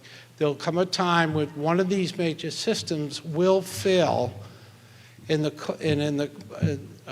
a result of that, we'll be moving 450 students around the district and trying to provide for their education for that period of time where the repairs are being done. So this is a building that won't last 20 years, won't last 15 years. These systems have to be dealt with. So on the educational front, the building does not meet modern educational standards. Here, the average classroom size for this building is under 700 square feet. If you were to build a new school building for this intermediate grade structure, you'd be looking at an average classroom of 850 square feet. The other key component of the classrooms is there's just a lack of outlets. Today, in modern education, all of the children have their own Chromebooks, plus the teachers have a lot of electronic devices that they're using to conduct the class. And in many classrooms, you have between 2 and 4 outlets here in these buildings. So one of the practical issues is as students start to plug in their Chromebooks to repower them during a class, many times a head custodian has to come up because a circuit has been tripped in that particular classroom. So as simple as that sounds, it's a critical issue for building in modern education that we have today. The other area of concern is that the lack of special education space. So today, you'll have a classroom for special education students that may have 10 students in that classroom. Across the hall, you'll have a classroom full for general education, and there'll be 24 students in that room, and there'll be identical classroom space. So by renovating the building, we really get to optimize the space and then address the first point, is the small class size that we have under the 700 feet today. So the other critical issue is this building is not ADA compliant. Again, it was built in the 1950s. There's only one elevator in this building. And in fact, if you were to get a floor waxing machine to try to put it on the elevator to get it to the second floor, you wouldn't be able to do it. The custodians have to carry the machine up to the second floor because the elevator is too small. If you try to put a stretcher into the elevator, you wouldn't be able to do it. So it's just inadequate for a building like this. There should be at least 2 elevators for this building. And the final point is a need for a secure entranceway. So if you think about the entranceway, the main entrance to this building, as you open the doors, you immediately can go either downstairs to the ground level or upstairs to the second floor. There is no man trap in this building. There's no second set of doors that would stop an intruder into the building and lock them down. And that's critical for a new building, a new school in today's environment. So there are 2 key factors that we're dealing with in the Lawrence renovation. One is modernizing, obviously, the aging infrastructure of the district by dealing with this particular building. But the other is addressing the declining enrollment in the district. And by doing so, we're essentially, by renovating Lawrence and combining 3 grades into the current 2-grade structure, so on total we'll have 3 grades in this building. And then at the end of the renovation, we'll be closing Morse Pond School and returning that back to the town. And so we'll take 1 out of 7 schools in the district offline as a school. Now, by doing so, we save approximately $1.3 million annually in Morse Pond operating costs, from the administrative level down to the custodial level, the building maintenance level, and utilities at the Morse Pond School. There won't be staff reductions or layoffs associated with the Morse Pond closure. They will be handled through the normal retirements and attrition that takes place in the system overall. So again, if you support this, well, sorry, let me just get into quickly the MSBA program. So back in December, the MSBA, the Mass School Building Authority, invited us into their core program to help fund the renovation of Lawrence School. Their targeted reimbursement rate, what they would help pay for the building, is 38.5%. Now, we're one of the few districts in recent times that have applied and received an invitation by the MSBA to join their program in the first year, the first attempt at this. So this was a big deal to get this invitation. This, one of the requirements of the MSBA program, as well as the town charter, is to stand up a school building committee to oversee the project.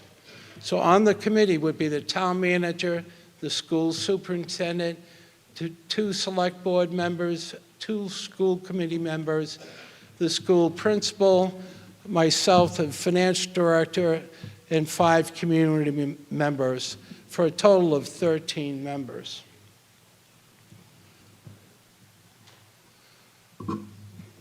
So overall, our message is tonight, this first $2 million will be to support the feasibility study phase of the school renovation program.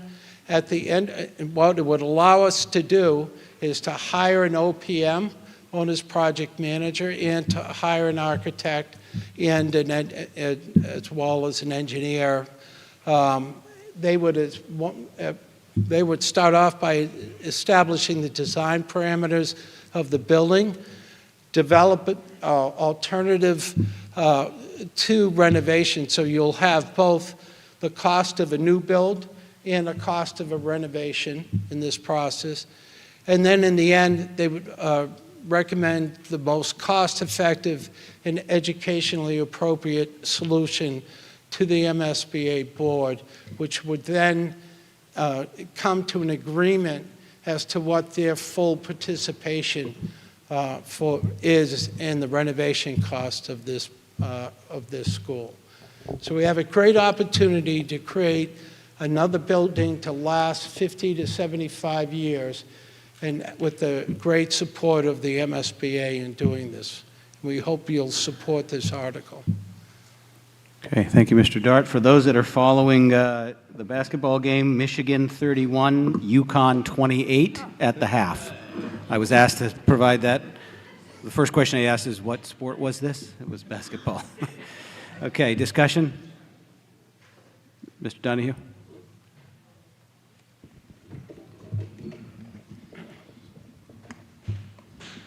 Bob Donahue, Precinct 3. So I understand this is a question whether we renovate this building or whether we build a new building. Tear this down and build a new building. Is that correct? Well, the $2 million will be spent for architectural and design to make an estimate of what a renovation would look like or a new build would look like. And at the end of that process, they'll also come up with the final cost of what that project should be and what the reimbursement level should be from the MSBA. So it's not just whether you do a renovation or a build. You'll get to the end point of having a project once you approve it to then go to build. Well, I hope that we go new rather than rebuild. I harken back to the high school, and when we rebuilt that, I hope we finally learned that public buildings that are 70-odd years old are past its time. It looks like there's black mold up in the ceiling right in the right-hand corner if you're looking at it from my direction. I wonder if there's black mold all in the walls. I'm just saying, I want to know what both numbers are. I'm in favor of this spending the $2 million, but I really think that a new building is the way to go on an old building like this. You find out, that's it. Thank you. Thank you. Okay. Can you get that information? Yep, in the aisle. Yep.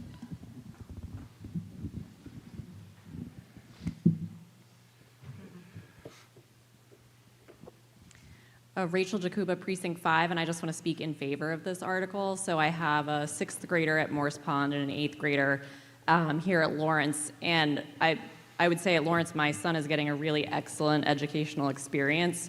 It's been fantastic, the opportunities he's been afforded, but this building is really tired. And 7th grade is often the first sort of, it's often where kids go other places. They go, to private schools. They don't stay at Lawrence and in the Falmouth public schools. And they're missing out, in my opinion, because both Lawrence and Falmouth High School have really excellent programs.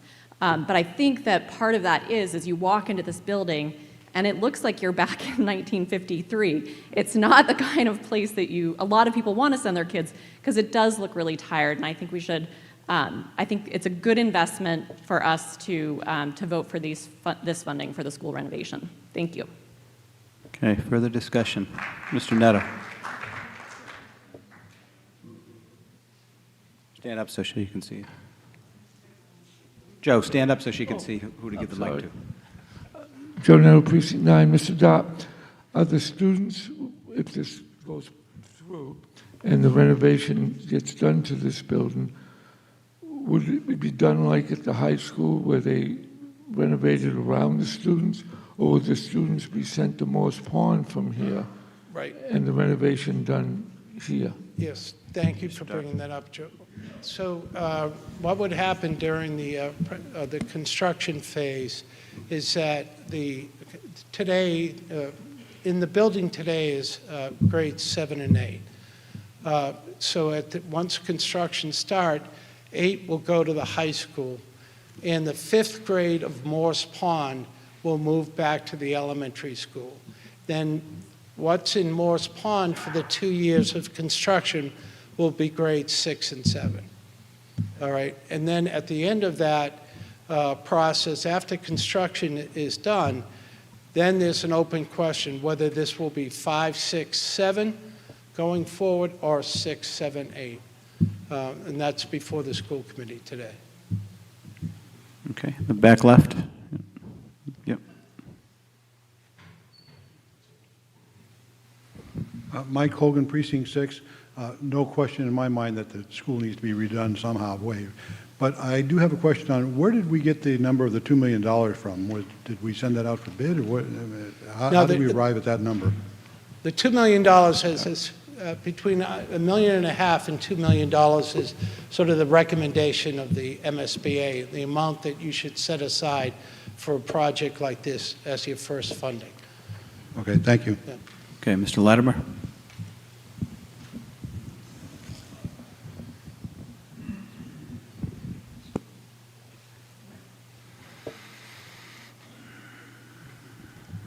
Richard Latimer, Precinct 1, Lawrence High School, class of 1962.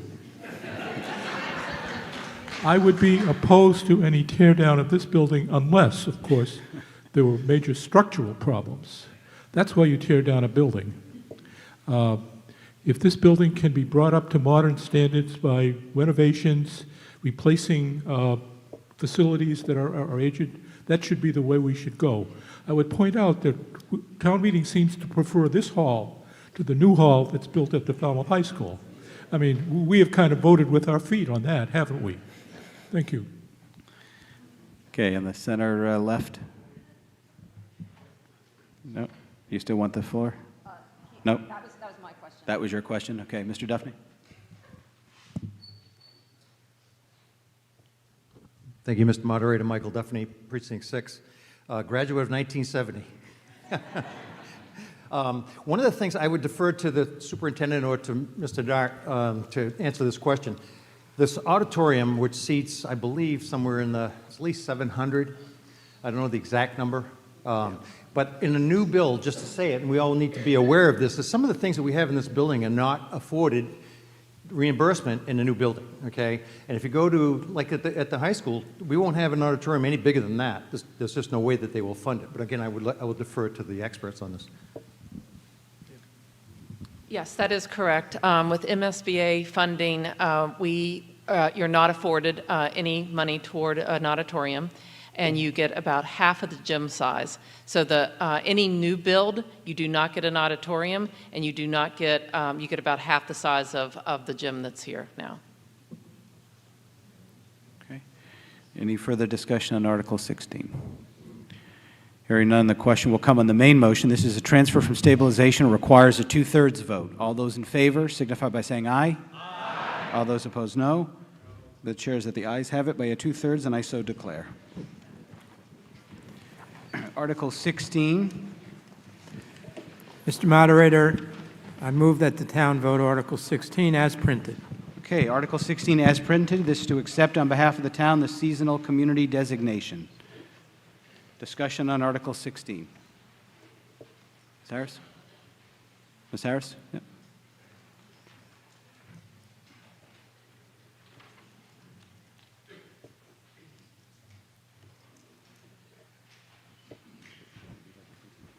Thank you, and thank you, Mr. Moderator. Charlotte Harris, Precinct 5, and Planning Board, which is where things will go. If this passes, everything then goes to the Planning Board. It doesn't come back to you. So this is your one shot to vote on whatever it does. I rise to speak against it. And I'm not actually against most of the provisions of it. There are a lot of good ideas. We may like them. They may be useful to us. I really think what we should do is delay it until we know a lot more about it, that we actually understand the regulations, which just came out a few weeks ago, that we understand the impact of the 6 programs, that we understand the full impact of the absolute requirements that say we're going to change our zoning. Here in Falmouth and just about everywhere, most people's major asset is their house and the land it stands on. The state is very concerned about affordable housing, so is the Planning Board here. We would love to have more affordable housing. It's how do we get it, and what do we lose in the ways that we choose to get it. We need to understand the impact by reducing lot size. There are a lot of attractive things in here, but the thing you need to look at is the one that's talking about small lots. Now, you would control whether or not you apply for a small lot, but you don't control whether or not your neighbor does. So you didn't plan to live beside a village, you plan to live where you are. You need to think about the full impact of it and what the numbers are. And I thought what Mr. Neto said about this raises more questions than it has answers right now. It really does. And I've been looking at it for quite a while, several weeks now, and I really don't fully understand it. You need to ask yourself, do you fully understand the impact this is going to have on you, on your land, your assets, and on this town? If we delay this, supposing instead of acting on it tonight, we act on it in the fall, at the next town meeting. We don't lose anything by waiting until we all have more confident information. So I ask you to turn it down tonight, and we'll think about it, we'll learn about it, we'll study it, and come back to it. Okay, a presentation.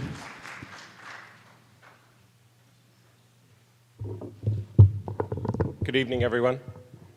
My name is Jed Cornock. I'm the Community Development Director. In the spirit, could you cue up the slides, Travis? Oh, great. In the spirit of keeping us to a one-night agenda, I'm going to try to go through this as quick as possible. I just have a brief presentation. There we go. Okay. So some of the basics for the Seasonal Communities designation. As you know, it was created in 2024 with the passing of the Affordable Homes Act. It's designed, as Ms. Klein indicated earlier, it's to support the unique challenges that not only Falmouth has before it, but also many of the communities on the Cape and in the Berkshires. And that relates to seasonal variations with employment and housing demand, et cetera. It's another tool in the tool basket, as that term has been used this evening. And it's all regulated by 760 CMR 76. So it's a 12-page document outlining all of the rules related to the designation itself. Before I move on, I do just want to emphasize one point. Ms. Harris, I am just going to disagree with you really quickly, but you're not accustomed to that, I assume. So one of the things that will have to come back to town meeting is the establishment of the housing trust. That is a town meeting vote. Not only tonight is about the designation acceptance, but you'll have to come back and accept a establishment of a housing trust if you so choose.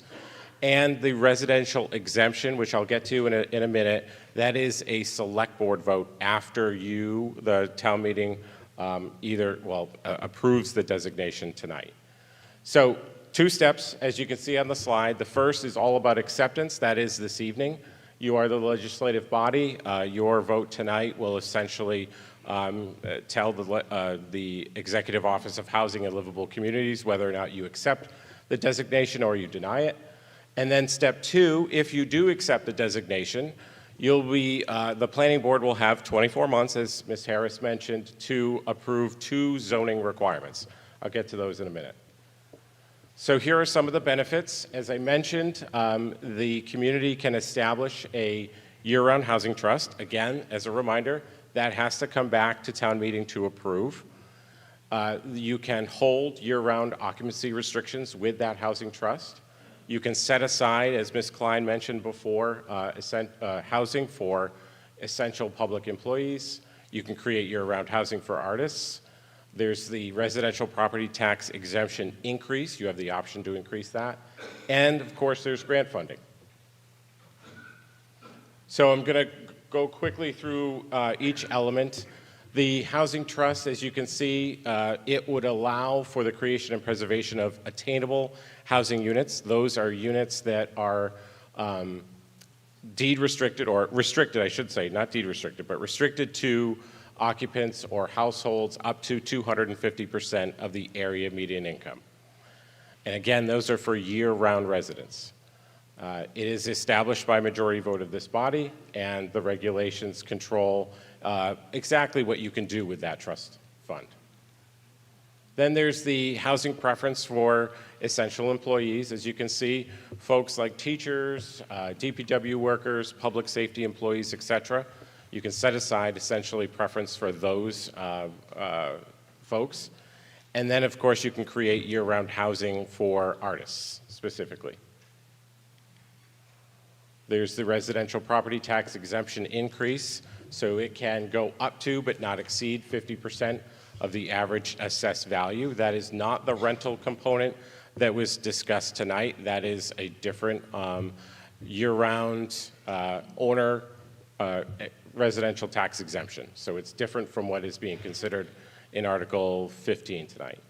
And then, of course, as I mentioned, there's the grant funding opportunity. There is $4 million available for both fiscal years. They essentially split that up, $2 million for each year. Falmouth would only, if you accept a designation, would only be eligible for up to the $2 million pot in fiscal 27. So here is the bread and butter, the zoning requirements that come along with the designation. And again, the planning board has 24 months to adopt these zoning amendments. The first is by right development of attainable housing units on undersized lots.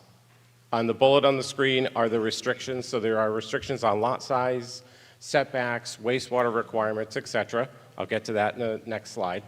And then you have to allow by right development for tiny houses. Again, those are year-round housing units, and they need to comply with all state and local building codes. So what does this mean for undersized lots? So anywhere where the town currently allows single-family homes, so as you can see on that first bullet, it's pretty much everywhere in town, with the exception of your light industrial districts and the marine district, you have to allow by right development of attainable housing units on minimum lot sizes as shown on the screen. So the regulation says that the minimum lot size is 10,000 square feet or 25% of the minimum size requirement currently. So in the agricultural AA and the residential AA, where the average or the minimum lot size is 80,000 square feet, you would take the 25%. In AGA, public use, RA, and senior care, again, you would use that 25% because that number is larger. And then for all of the other districts, it would be 10,000 square feet. That's the minimum lot size. Now, because our zoning bylaw is what it is, in the B3 district, the minimum lot size depends because it's based on the requirements of the nearest residence or agricultural or general residence district. So wherever it's nearby, whatever that minimum requirement is the minimum requirement for B3. Then you have to allow for by right development of a tiny house anywhere where you currently allow single-family residence. So again, same zoning districts. And I just want to call everyone's attention to the screen and note the difference between what is considered and defined in the regulations as a tiny house. It's a detached dwelling unit. It would be the principal dwelling on the lot, and it is capped at 400 square feet. A movable tiny house is what we all understand to be essentially a house trailer. Anything that's on a trailer and can be moved. The zoning requirement does not require that a town allow movable tiny homes by right. They can further regulate them via a special permit, or you can prohibit them. So there's some flexibility there. And again, these are zoning requirements that the planning board would have to take up through a public hearing process. They have 2 years to do so. Folks are invited to participate in that discussion. And most importantly, the seasonal communities designation is an opt-in program. What does that mean? It means basically if the zoning is not passed within 24 months, you essentially lose that seasonal communities designation. There's no harm in not passing it. You simply lose that designation. And that is the end of my presentation. Apologies for going quickly, but again, one night. I'm not so sure about that, but discussion? Yeah, yeah, in the back.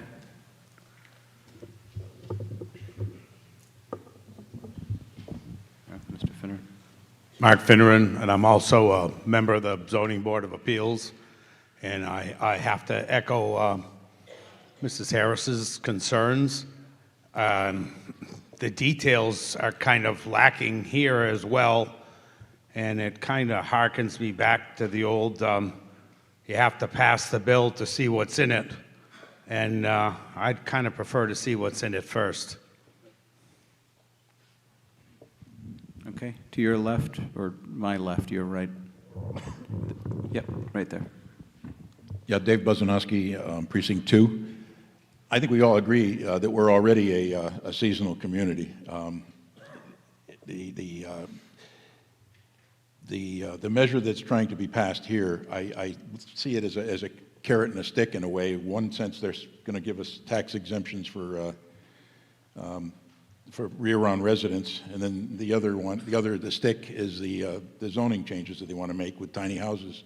I agree with what Mrs. Harris said, and for what Mr. Finneran also agreed. There's not enough details here, and I appreciate what Mr. Cornuck just gave us, but am I wrong in saying that all the benefits you just stated that would come along with this, the town can already do without signing up for this? You are incorrect. So the trust itself cannot be set up unless you accept the seasonal designation. We can't set up a trust on our own for that purpose? Not for attainable housing units. That's a special, it's a special benefit with the seasonal communities designation. And the others? The other 4 or 5 items there? Yeah, I'm just trying to go back to that slide so that everybody Year-round can see housing it. trust fund, we can't do that? You could. Housing for individuals who produce artistic or literary activities? My reading of the regulations is in order to take advantage of any of those benefits that I outlined tonight, you have to accept the designation of the seasonal communities. Okay, I understand it. I'm not in favor of the zoning changes at all. I don't like the ideas of tiny houses in residential communities. I think that deteriorates the character of our residencies. Okay, Mr. Richardson. Thank you, Mr. Moderator. Jack Richardson, Select Board. My last town meeting, it's been an honor serving you. Thank you for your trust over the last year. The reason I want to speak in favor of this one in particular is that first measure. And thank you, Jed, for your great presentation. Earlier it was mentioned, 40B is not serving this town well, nor any town around the Commonwealth, and we're getting projects that aren't benefiting working class people. So the ability to designate housing for our police officers, our firefighters, our teachers, the working class people who are being priced out of this town, that policy alone is why I'm really proud to be supporting this article. We need to be able to designate our housing for people who are working and serving the town of Falmouth. And this tool alone will really help us advance our ability to create housing for that missing middle that's been mentioned earlier in this meeting. And I believe that we should not delay, with respect to Ms. Harris, we should not delay because this is something that we can unlock, to my understanding, as soon as we vote on this. And that would give us the opportunity to already address, we're seeing classroom sizes, teachers to classroom ratio increasing across this Commonwealth. And we need to create the ability to have housing for more municipal employees, for our teachers, and for our firefighters. So I'm emphatically in favor of this article. Thank you. Ms. Freitag. Thank you, Mr. Moderator. Melissa Freitag, Precinct 6. Quick question for our town planner, please. It mentions that people eligible to live in these new units, if we establish them, are public employees and artists. Are we allowed to also opt in people who work for some of the larger nonprofits in town, such as WHOI and M.G.L. and other non-for-profit young scientists and engineers who come to town who can't afford to live here as well? It's an excellent question. I can't answer affirmatively this evening. I apologize. The regulations don't indicate that you can, but I'd want to take another deep dive at it. Okay, Mr. Netto.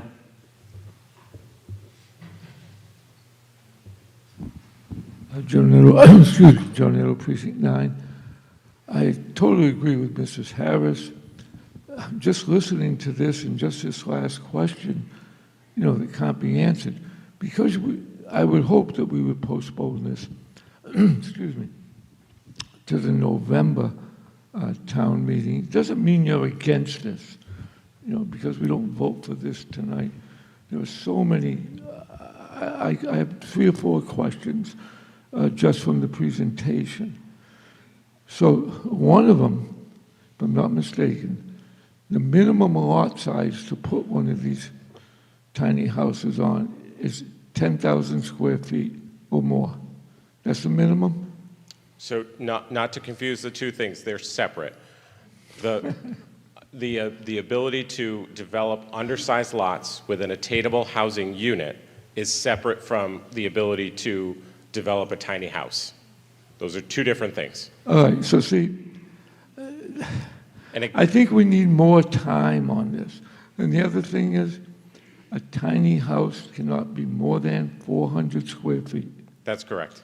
Folks, that's 20 by 20. We're not building this for families. We're not building this for husbands. I mean, 20 by 20. I'm not against this. I just think we should postpone this. We have a lot more questions. The planning board, we can have sessions on this and have more information. We used to do this quite often. This is not being against affordable housing. We're trying to help the housing market. To vote it in and then find out, oh, I didn't know that. I didn't know that. No, that's not good government. We don't do things in a hurry. I think we can be for this and get a lot more questions answered. But 20 by 20, that is a tiny house. Okay, Ms. O'Connell? If I may just respond very quickly. Go ahead. So I understand the concern, but those questions related to the zoning and the undersized lots and the tiny homes, those questions can be answered during the planning board's public hearings. I plan to present before the planning board within that 24 months and explain the difference between those 2 items. What tonight does is allows us to have that conversation with the planning board and to move forward with those zoning amendments. And then ultimately have to come back to town meeting, seek your approval again for those zoning amendments. So in the end, this body still has control over everything that has to do with the seasonal communities as it relates to the zoning, because you would eventually have to approve that zoning before it goes to the Attorney General's office. Okay, Ms. O'Connell? Yes, Maureen O'Connell, Precinct 4. This is all a very interesting conversation and an interesting presentation. Mrs. Harris's comments, I think I have to give her a lot of credit, and I have to listen to what she said with her experience and background. This town meeting never votes on any zoning changes without a 2/3 vote. And I'm kind of surprised that something like this has come before the town meeting without a recommendation from the planning board itself, as this is all about zoning changes. I would rise to ask that we postpone a vote on this until November. So to vote against this now, and let's come back better informed by our elected town representatives, the planning board. Thank you. Okay, the other, Ms. Harris? If I may, just one more time. So again, tonight is just to accept the designation. Tonight is not to pass any zoning amendments whatsoever. It's just to accept the designation. Okay, Ms. Harris? Mary Harris, Precinct 5, and I had 2 things. One is a question: what is the difference between a year-round housing trust and our current affordable housing fund? Is there any real substantive difference there? And then a comment on the one provision that allows us to go up to 50% on the residential exemption if we ever discuss that and vote on that. We're only discussing using 10% of that now.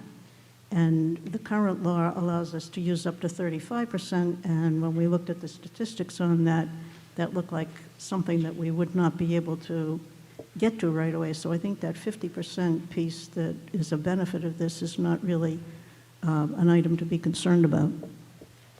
Okay, so I'll take those questions one at a time. The first one is about the year-round housing trust. As you can see up on the screen, it's geared towards preserving and creating attainable housing units. Our current trust, our affordable housing fund, is related to obtaining and creating affordable. So affordable being up to and traditionally not exceeding 80% of the area median income, although it does go a little bit higher, but it's meant to create capital A affordable. This trust, as you can see up on the screen, is meant to create the attainable units, those for the missing middle, as we've referred to this evening. So 250% of the area median income for a family of four is approximately $360,000. So what you're trying to do is just create more units that are affordable to other folks other than the affordable housing cohort. And then the second question was related to the residential property. Again, I think it's really important to emphasize that these benefits are not requirements. So the community has a choice whether or not to tap into these benefits. As I mentioned before, the trust would have to come back. If the community wants to establish the trust, they'd have to come back to town meeting. You would have to approve that. If the select board wants to take advantage of that residential tax exemption option, they would have to vote on that as well. So these are not requirements as shown up on the screen. Those are just the benefits. Okay, Ms. Fenwick.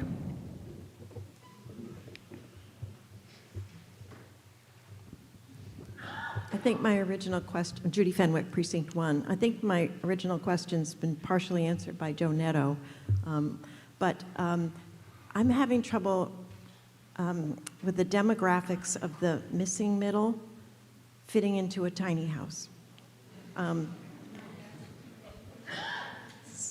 So if you want to clarify that for me, that'd be helpful. And the second question is, does this mean historic districts go away? No, it would not mean that historic districts go away. And again, to just reiterate, tiny houses are separate from the AMI requirement. Tiny houses, technically tiny houses could be built today. Wherever you allow single-family homes, if someone really wanted to build a 400 square foot home, they could do so. They could do that on their lot. The difference is it would be year-round housing for folks who want to live there. So right now, if someone built a 400 square foot home on their lot, they could turn around and they could make it a short-term rental if they wanted to. Under the seasonal communities designation, that would not be allowed. It would only be for a year-round resident. Okay, Mr. Schwigel. Thank you, Mr. Moderator. A quick question for the town planner. You mentioned up there, the second to last bullet, the property tax exemption increase. I'm getting lost with all the property tax exemptions we're giving out. It increases whatever the select board designates for the property tax exemption. It increases it beyond. If they select 10%, it goes up higher than that? You can allow it to go up to but not exceed 50%. Okay. So you have the option. We're kind of running out of exemption money here. We're running out of revenue to give exemptions. Understood. Again, it's just a benefit. It's something that the community has the ability to utilize, but is not required. And again, that would require a select board vote. If I could. And that would also be a revenue neutral with respect to the real estate tax exemption, so it's not losing revenue necessarily because it's just going to shift the burden. Excellent point. Ms. Bissonnette. Hi, Karen Bissonnette, Precinct 2. So I think people are getting hung up on this tiny house thing, okay? The tiny houses, they can be done, as Jed said, they can be done now.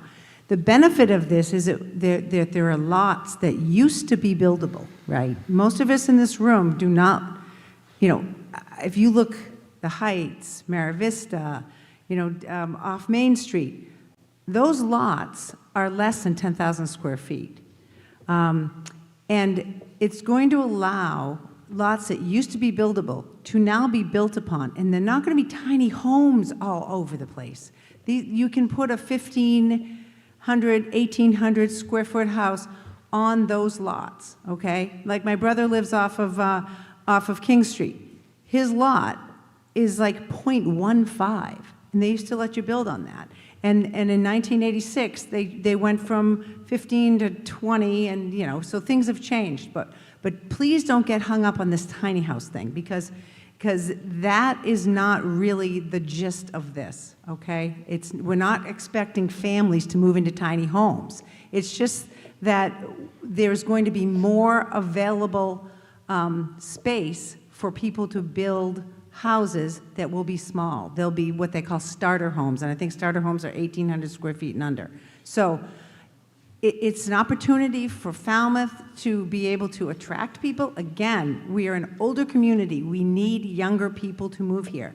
And if they don't get some help, they can't move here. I mean, who can afford $1 million home when you're making $50,000 a year? So please give it a chance.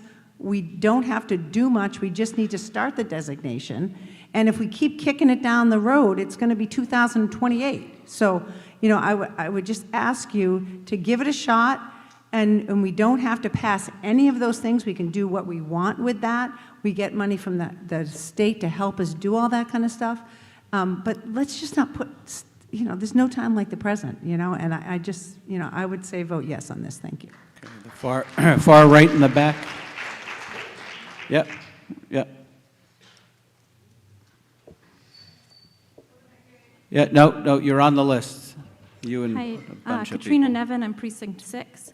I would say, first of all, as a person who used to live in a 20 by 20 with my husband and baby, and it was totally livable and wonderful, that's a starter home, it's a small home, and it was perfect for a family.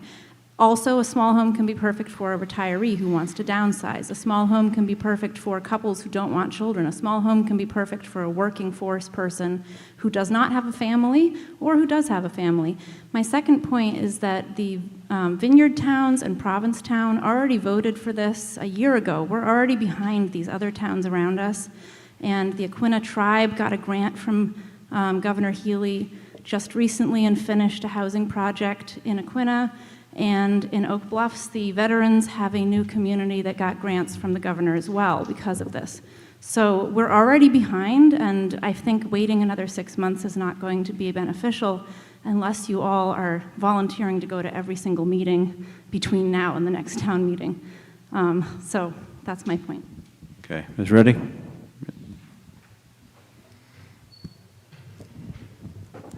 Thanks. Lisa Rudy, Precinct 6.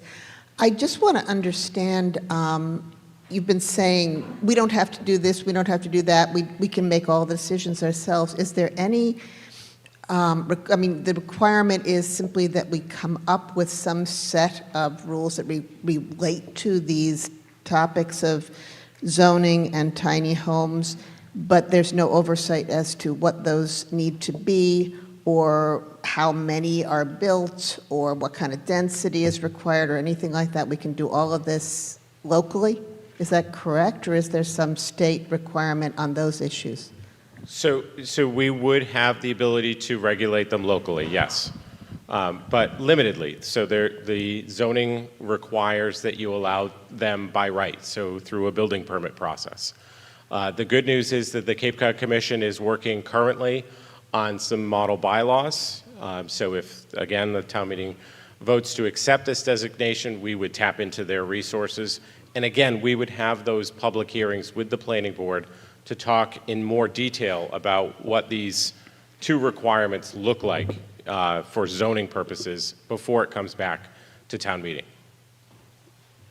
Okay, Peter Clark?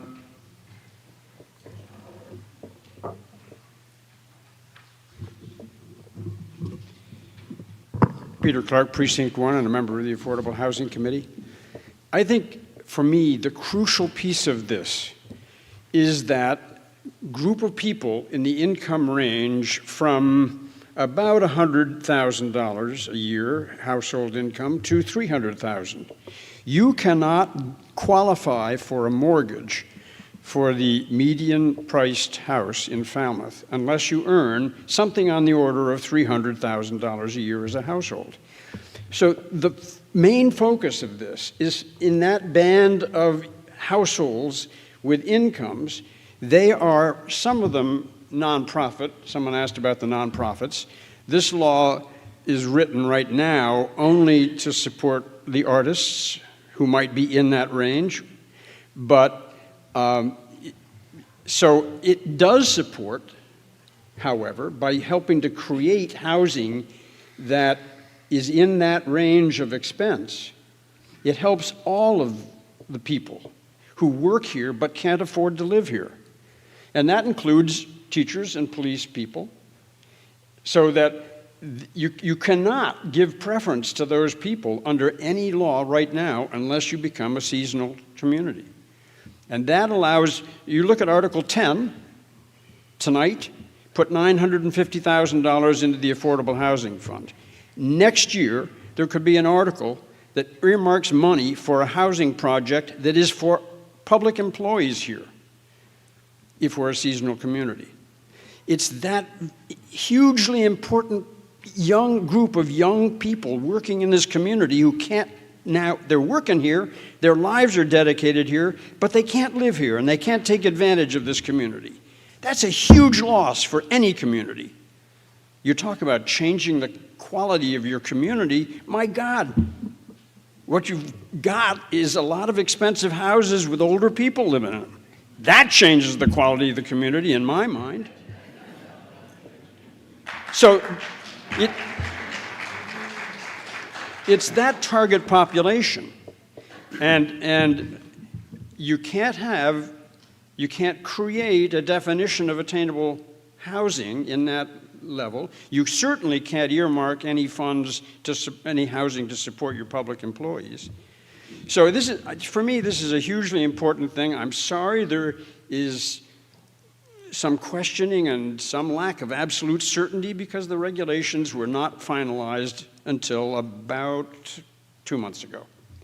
And so we're learning about that. I made a misstatement, if you read what I put out in terms of this, because I said that all of the programs would have to come back to town meeting. What we know is, and that was a misstatement on my part, if it involves money, if it involves setting up that trust fund, it has to come back here. If the select board wanted to provide a piece of property for housing that would be for public employees, that transfer of property would have to come back here. If the select board wanted to commit funds that would help public employees, the commitment of those funds in budget would have to come back to us. But not every single piece would have to come back. And I apologize for that misstatement. But this is a very, very valuable designation that helps a crucially important economic group that this town needs to have. Thank you. Okay, down here on the left.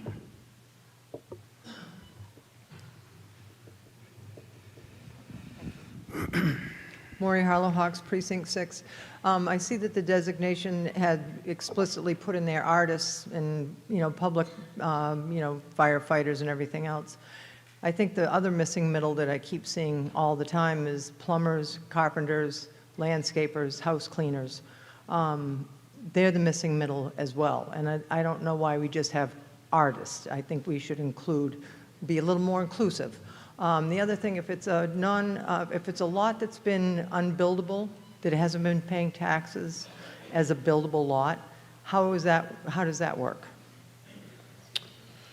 Well, so it would work by passing zoning amendment that would allow for it to be buildable, but only as an attainable housing unit, which would carry with it the requirement to be a year-round housing unit itself. It cannot be used as a short-term rental, and it can only be utilized by folks who can earn up to that 250% AMI. Okay, so I know a lot of people bought houses next to unbuildable lots for a reason. Right. So that would probably eliminate that safety net that they had. So I just want to make sure that they haven't been paying the taxes on that like the rest of us on our lots that are buildable.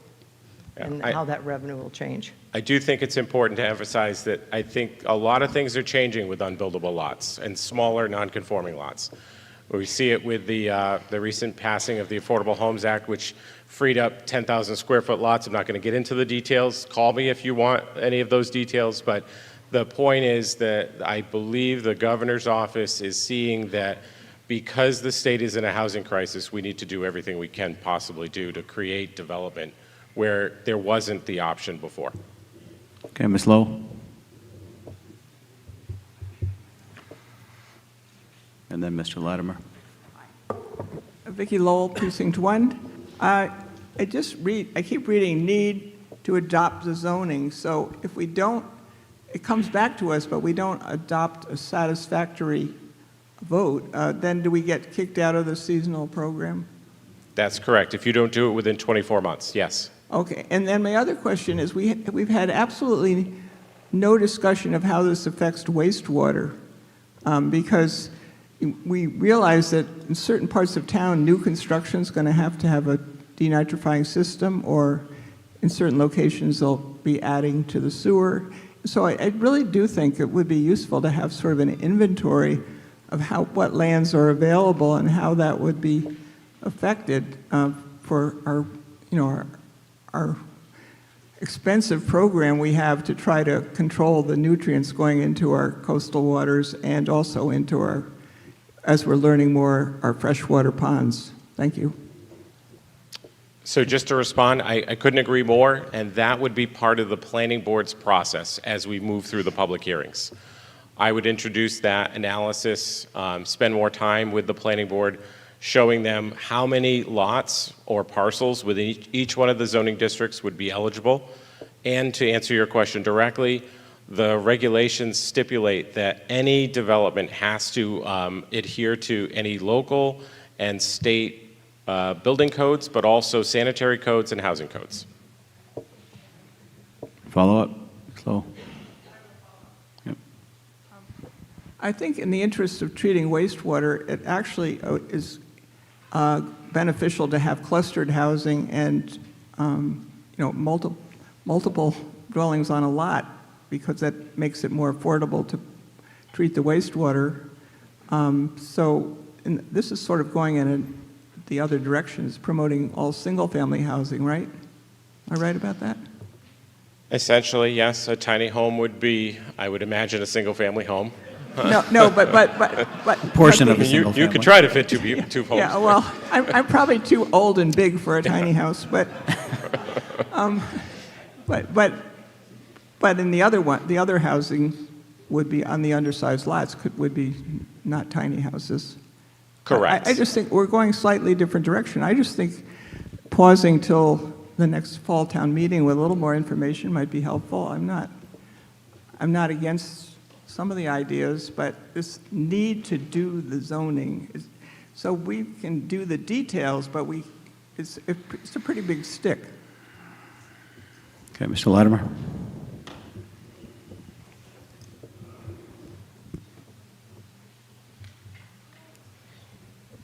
Thank you, Mr. Moderator. Richard Latimer, Precinct 1, Lawrence High School, Class of 62, and 20-year veteran of the Planning Board. I think at the time I retired, only Charlie Swain had more years than I did. Anyways, the Planning Board is always involved in how any lot is developed. It's called site plan review. That's within the Planning Board's purview anyway. You're not giving anything to the Planning Board by that they don't already have by approving this article.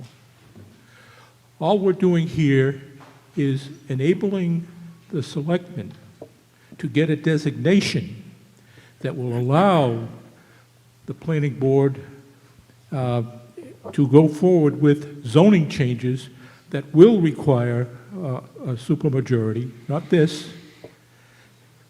Everything we've heard tonight is very interesting. But again, it's putting the cart before the horse here. These are all points that should well be thoroughly discussed at the zoning changes, the town meeting zoning changes when they're proposed. The longer we delay this, the less and less affordable and the less and less attainable housing becomes in this town. And that's an important distinction that I think Peter pointed out here, the difference between affordable housing and attainable housing. There are people who are employed in good jobs in the public sector. They're making well above the affordable housing level, but they cannot attain a home. They cannot afford the houses that are being sold. Class of 1962, entered high school here in 1958. My folks bought a 3-bedroom, full Dutch colonial house, full kitchen, full living room, full dining room, 2-car garage, screen house in the back, $7,500. Today, you couldn't touch that house, much less than, what did I say it? What is it? What's the figure now? 800,000, you know? I mean, this is the issue of attainability. It's the overall issue of affordability that everybody in this country is facing.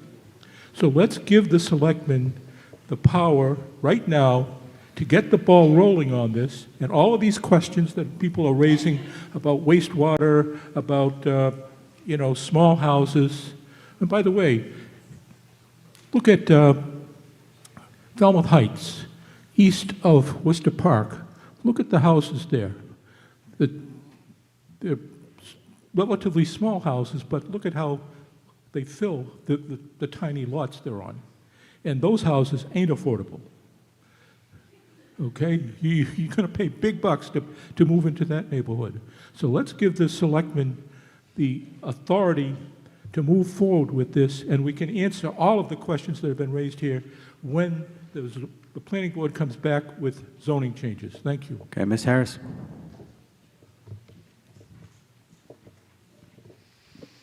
Thank you. First, I'd like to correct something that was just said. All things don't come back to the planning board. That's not true. Single-family residents, two-family residents don't come back to the planning board. They are covered by our bylaws, and you have to build within the bylaw. And if you don't like the bylaw, you go to the ZBA, and you can see if you can manage to avoid it. The things that come to the planning board, mostly they're commercial properties, or that's something new, like the ADU law that we put in, some 8 years ago now, so they don't all come back. What's coming to the planning board is trying to design whatever zoning might eventually affect your lot, the lot that you have now. And if we don't design it in a way that you like, you will have a chance through participating in the hearings to tell us about it until we do. It doesn't mean that the select board can go ahead and do a pile of other things, because if you pass the designation now, a clock starts ticking. And the state says within 2 years, you have to have approved the zoning. If you don't like the zoning and you've already done something else, do you still have the option of disapproving? I think it's a gray area. Maybe it's not gray, but it looks gray. And nothing actually builds houses except a developer and some money. And until that, what the town has done recently by putting some land up and inviting RFPs to come in, put something up, the town is donating effectively the land. That's the most effective thing the town has done about affordable housing in a long time. That really worked. These ideas all would have to be funded in some way. And the funding for the small lots is going to come from the people who own the larger lots that they're going to turn into smaller lots. That's where it comes from. This meeting now, as we get to begin to uncover what's really in here, is kind of like the trailer before the movie. I think it'd be better to, think about the trailer and vote on the movie in the fall. Okay, Ms. Maingay, Hilda. Please vote in favor of this. We need people that can actually afford to live here. And I think the wastewater issue, as much as, I'm really concerned about that, these people all need to go to the bathroom already now. They are somewhere going. And to make that an issue at this point is too early. I like what Peter said, what Mr. Latimer said. We need housing, we need every single tool. And if we don't like 40B and we don't like that, where are those people going to live? We need every single tool that we possibly can have, and this is only a designation. We can make decisions later. Please consider voting in favor. Mr. Brown. Yeah, I'd just like to remind folks of what Cape Cod used to be. When I was a kid, I remember my cousins would come down from Stoneham and Quincy, and they'd see the little tiny houses and say, wow, people actually live in those little tiny things? And we had them all over the place. And then we started building these bigger, fancier houses and increasing our lot sizes with zoning changes because I guess we were trying to target to become that wealthy community. And I guess it was pretty successful. But now look where we are, because the people that are going to be needed to work here can't afford to be here. And we need to try everything we can think of, and this is just one more of those things. Like I said, with housing, you got to do everything you can to get to a better place, and we got a long way to go. So just keep that in mind. Okay, and the red shirt on the right. Diane Huban, Precinct 9. I would rather live next to a tiny house than a 300 apartment building. Okay, somewhere down here. Yep, right there. Down here on the right. We'll do both. Yeah. Eric Peterson, Precinct 7. I think this is a good idea. I'm wondering where the lots are all coming from. Can we create a subdivision with 10,000 square foot lots? So the regulations indicate that an undersized lot is essentially eligible as of the date of endorsement. So could you create a subdivision with a 10,000 square foot lots? Yes, you could do that now. We have in our zoning bylaw the ability for developers to create undersized lots and preserve open space. We've already had that on the books, and many of the subdivisions in town are of that type. This is really getting at those lots, as was previously mentioned, that were considered unbuildable years ago when the zoning changed and whatnot. And that would free those undersized lots up for development in the future, potentially. Okay, to my right. Yeah.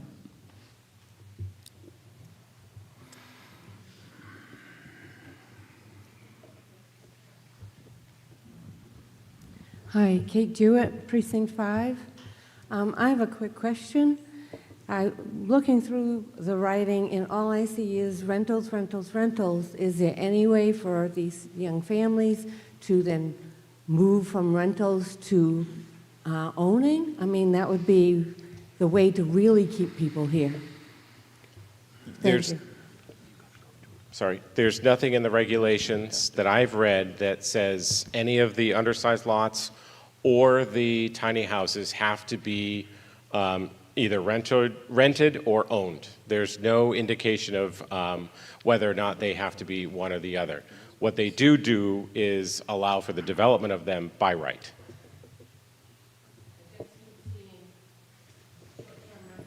Okay, Mr. Dick? Different article.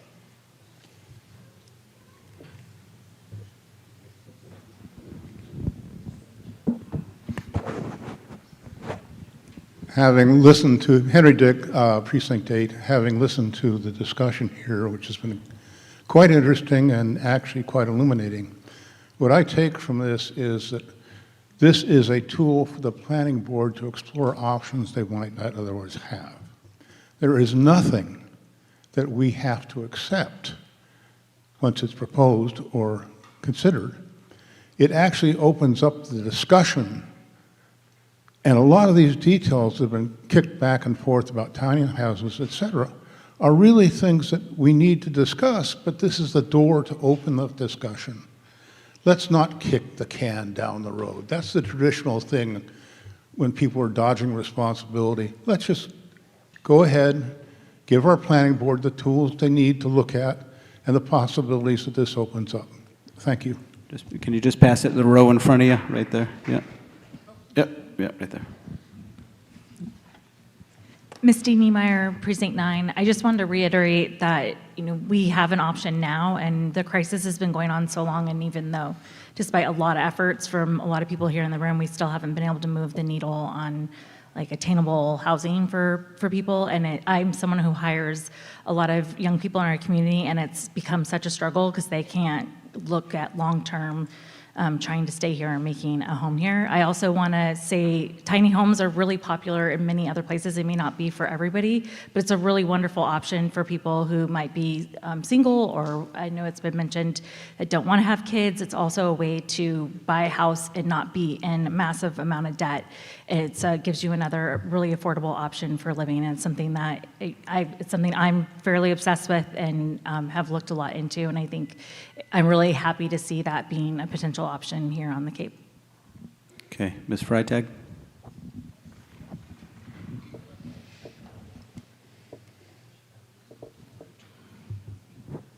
Thank you, Melissa Freitag, Precinct 6. I have a procedural question, please, Mr. Moderator. I seem to recall that if we reject an article, we cannot reintroduce it. That's only a zoning bylaw that's brought by a petitioner without a positive recommendation of the planning board within 2 years. Okay, thank you very much. Well, I still think, though, that this would be quite a useful tool for the town to work with to try to create more attainable housing for the community. I strongly encourage us to allow the planning board, like a prior speaker said, allow the planning board to look at options and come back to us in the next year or so with new zoning regulations. Thank you. Okay, all the way in the back, I think it's Mr. Stone, but it's shadowy back there, I'm not sure. Michael Stone, Precinct 6. I'd like to call a question. Okay, the question comes on closing discussion. All those in favor signify by saying aye. Aye. All those opposed, no. Pin of the chairs that the ayes have it by a 2/3, and the question is called. The question will now come on the main motion as printed to vote to accept on behalf of the town of Falmouth the seasonal community designation. All those in favor signify by saying aye. Aye. All those opposed, no. No. I think the ayes have it, but let's do a slide just to make sure. We're going to queue up a slide, and all those in favor of the main motion will press 1A, and all those opposed will press 2B. And the slide is up. All those in favor, 1A. All those opposed, 2B.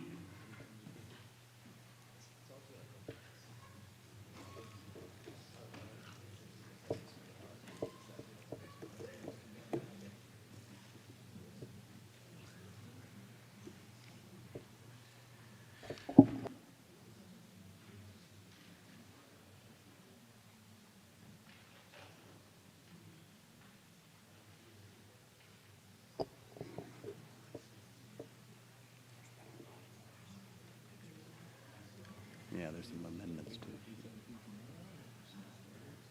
Nah, I'm gonna call it by the chair. We have to come back anyway, so, yeah. People are already starting to leave.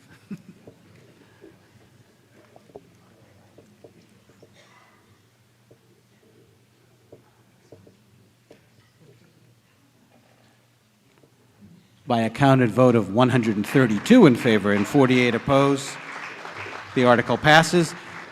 Okay, so we're almost at 11, and this next one, I know there's some folks that have shared amendments with me and all, and we have to come back tomorrow night. So I'm going to take a quick procedural vote on your half, but I see people leaving already. All those in favor of adjourning till tomorrow signify by saying aye. Aye. All those opposed, no. Pin of the chairs that the ayes have it. We'll see you tomorrow at 7. Please deposit your remote devices in the bins as you exit the auditorium. We have to And if you're missing your cell phone, it's up here. We need to account for all the remote voting devices, please.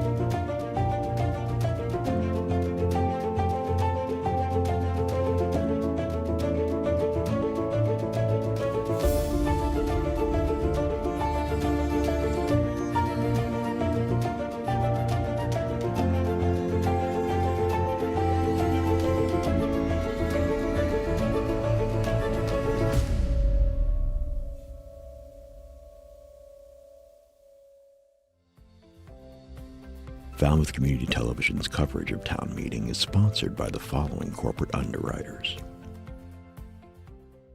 The Steamship Authority is a proud partner in many Falmouth community events, including town meeting coverage, and for good reason. Not only do we have a terminal and offices here, about 1/3 of our employees call Falmouth their home. We always work hard to serve our neighbors, friends, and the traveling public. We recently put 7 new electric buses into service at our Falmouth parking lots. We're adding new vessels to our fleet, continuing work on our energy-efficient Woods Hole terminal buildings, and adding solar panels at our largest parking lot. At the Steamship Authority, we're serving the islands and you. Welcome to the Falmouth Chamber of Commerce. The Falmouth Chamber is dedicated to working on behalf of our members to make Falmouth a better place to live, work, and conduct business. We are committed to developing the economic, cultural, educational, and civic interests of our community and welcome the support from all organizations to achieve our combined goals. Whether you call Falmouth home, are a summer resident, or a visitor, we hope you take advantage of all that the Chamber has to offer. Hi, it's Brendan from Crane Appliance. Since 1983, our goal as a family-owned company has been simple: to give our neighbors on the Cape and Islands a great shopping experience. Rest easy knowing our professional team will listen to your needs and help you pick the perfect appliances for your home. At Crane Appliance, we know how difficult appliance shopping can be. Our team is here for you. Crane Appliance, we call the Cape and Islands home.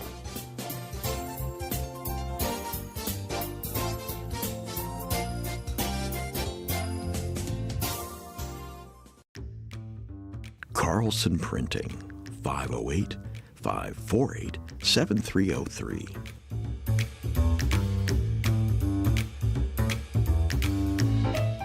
Our email address is carlsonprinting@gmail.com.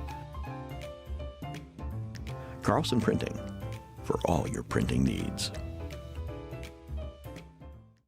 Hosting services for fctv.org are provided by MegaNet Communications. MegaNet offers a wide array of internet services, including Mega Backup Cloud Service, server co-location, T1, fiber, Metro Ethernet, as well as telephone services such as hosted PBX and digital voice. Their #1 goal is to keep your communications network up and running and allow you to focus on growing your business. 877-634-2638 or meganet.net. Proudly serving the New England area, K&K Talent Partners provide a personalized approach to full-cycle recruiting services. Their level of integrity and empathy is rare, and it speaks volumes about who they are as people and as recruitment partners. Our goal is to build trusted relationships and to create genuine connections that help companies grow. K&K Talent Partners, kktalentpartners.com. At Martha's Vineyard Bank, we know Falmouth, with locations in Woods Hole, on Palmer Avenue, and the Village Green. We deliver personal banking tailored to your needs, business solutions to help you grow, flexible lending to move you forward, and investment strategies that work for you. Whatever brings you in, we're your local partner. Martha's Vineyard Bank, your goals, our guidance. Additional funding and support provided by the following corporate underwriters. Francisco Tavares Incorporated is proud to be celebrating 70 years providing both residential and commercial landscaping. From landscape construction, maintenance to site work for over 70 years, our professional crews deliver a full range of landscaping, masonry, and yard enhancing programs. 508-548-0911. The attorneys at Oppenheim & Nickerson LLC have provided legal services in Falmouth for over 36 years. We advocate for our clients and work to provide quality representation in the areas of business and corporate law, real estate law, estate planning, and estate administration. 508-548-8255. Hamilton Tree and Landscape has been proudly serving Falmouth and the Upper Cape since 1978. Our newest location on Route 151 is now open for all landscaping and tree concerns. Appreciating your property is our motto as we continue to keep your tree and landscaping needs our top priority. Liam McGuire's Irish Pub. With a newly renovated dining room, it's what an Irish pub should be. Main Street, downtown Falmouth.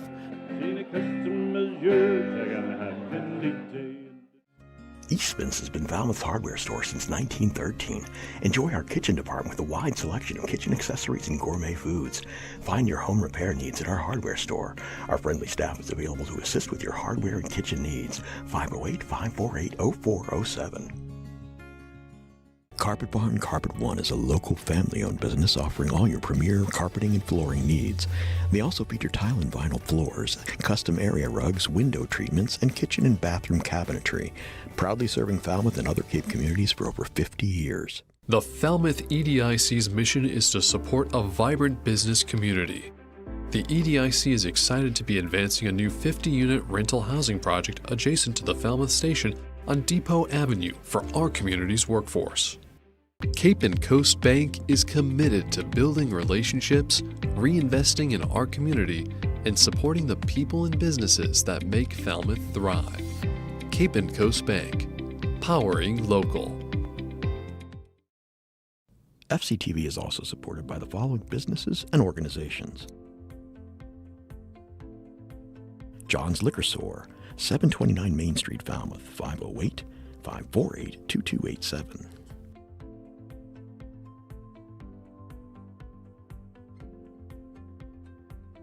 Erwin Lovell Real Estate, 550 West Falmouth Highway, 508-548-0703.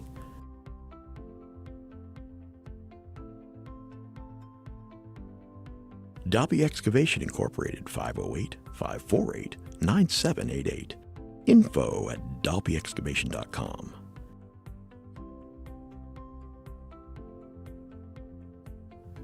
Mike and Linda Bullard, Dogs and Hogs, 781 Main Street, Falmouth, Mass. 508-548-FOOD, dogsandhogs.com.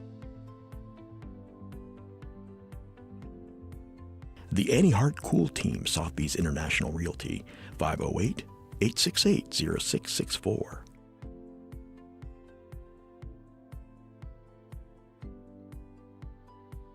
Village Lamp and Repair Shop, 508-274-2057.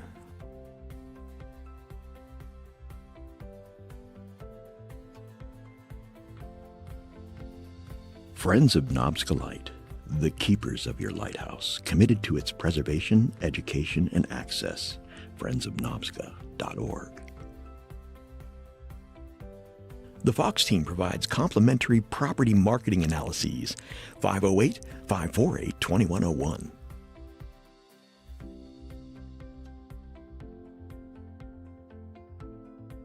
Soares Flower Garden Nursery, 508-548-5288.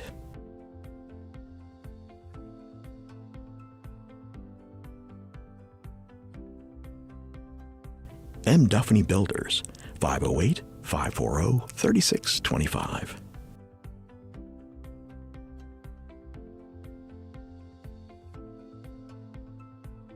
The Cape Cod Vibe, 668 Main Street, 508-457-5252.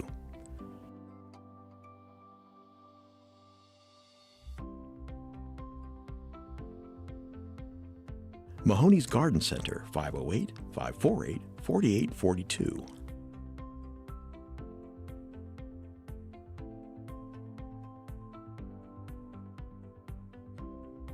Murray & McDonald Insurance, 800-800-8990.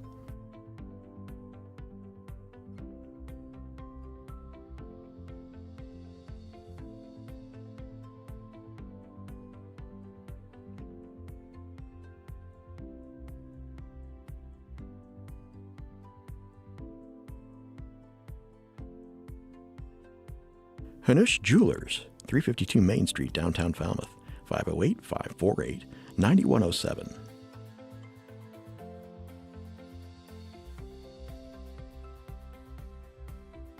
Denny's Barbershop, 508-548-6013.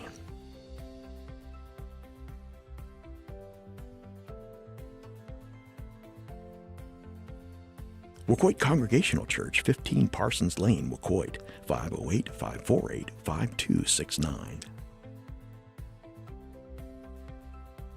Neighborhood Falmouth is looking for volunteers. You can make a difference in the life of an older Falmouth resident. Check us out at neighborhoodfalmouth.org.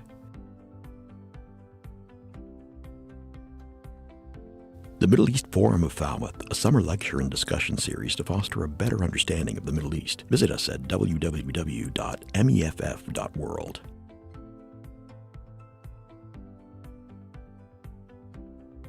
Falmouth Fish Market, 157 T-Ticket Highway, 508-540-0045.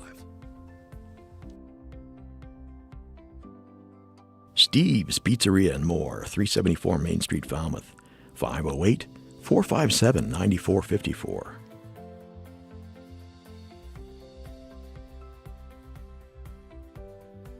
Additional support provided by Stop and Shop and Shaw's Supermarket.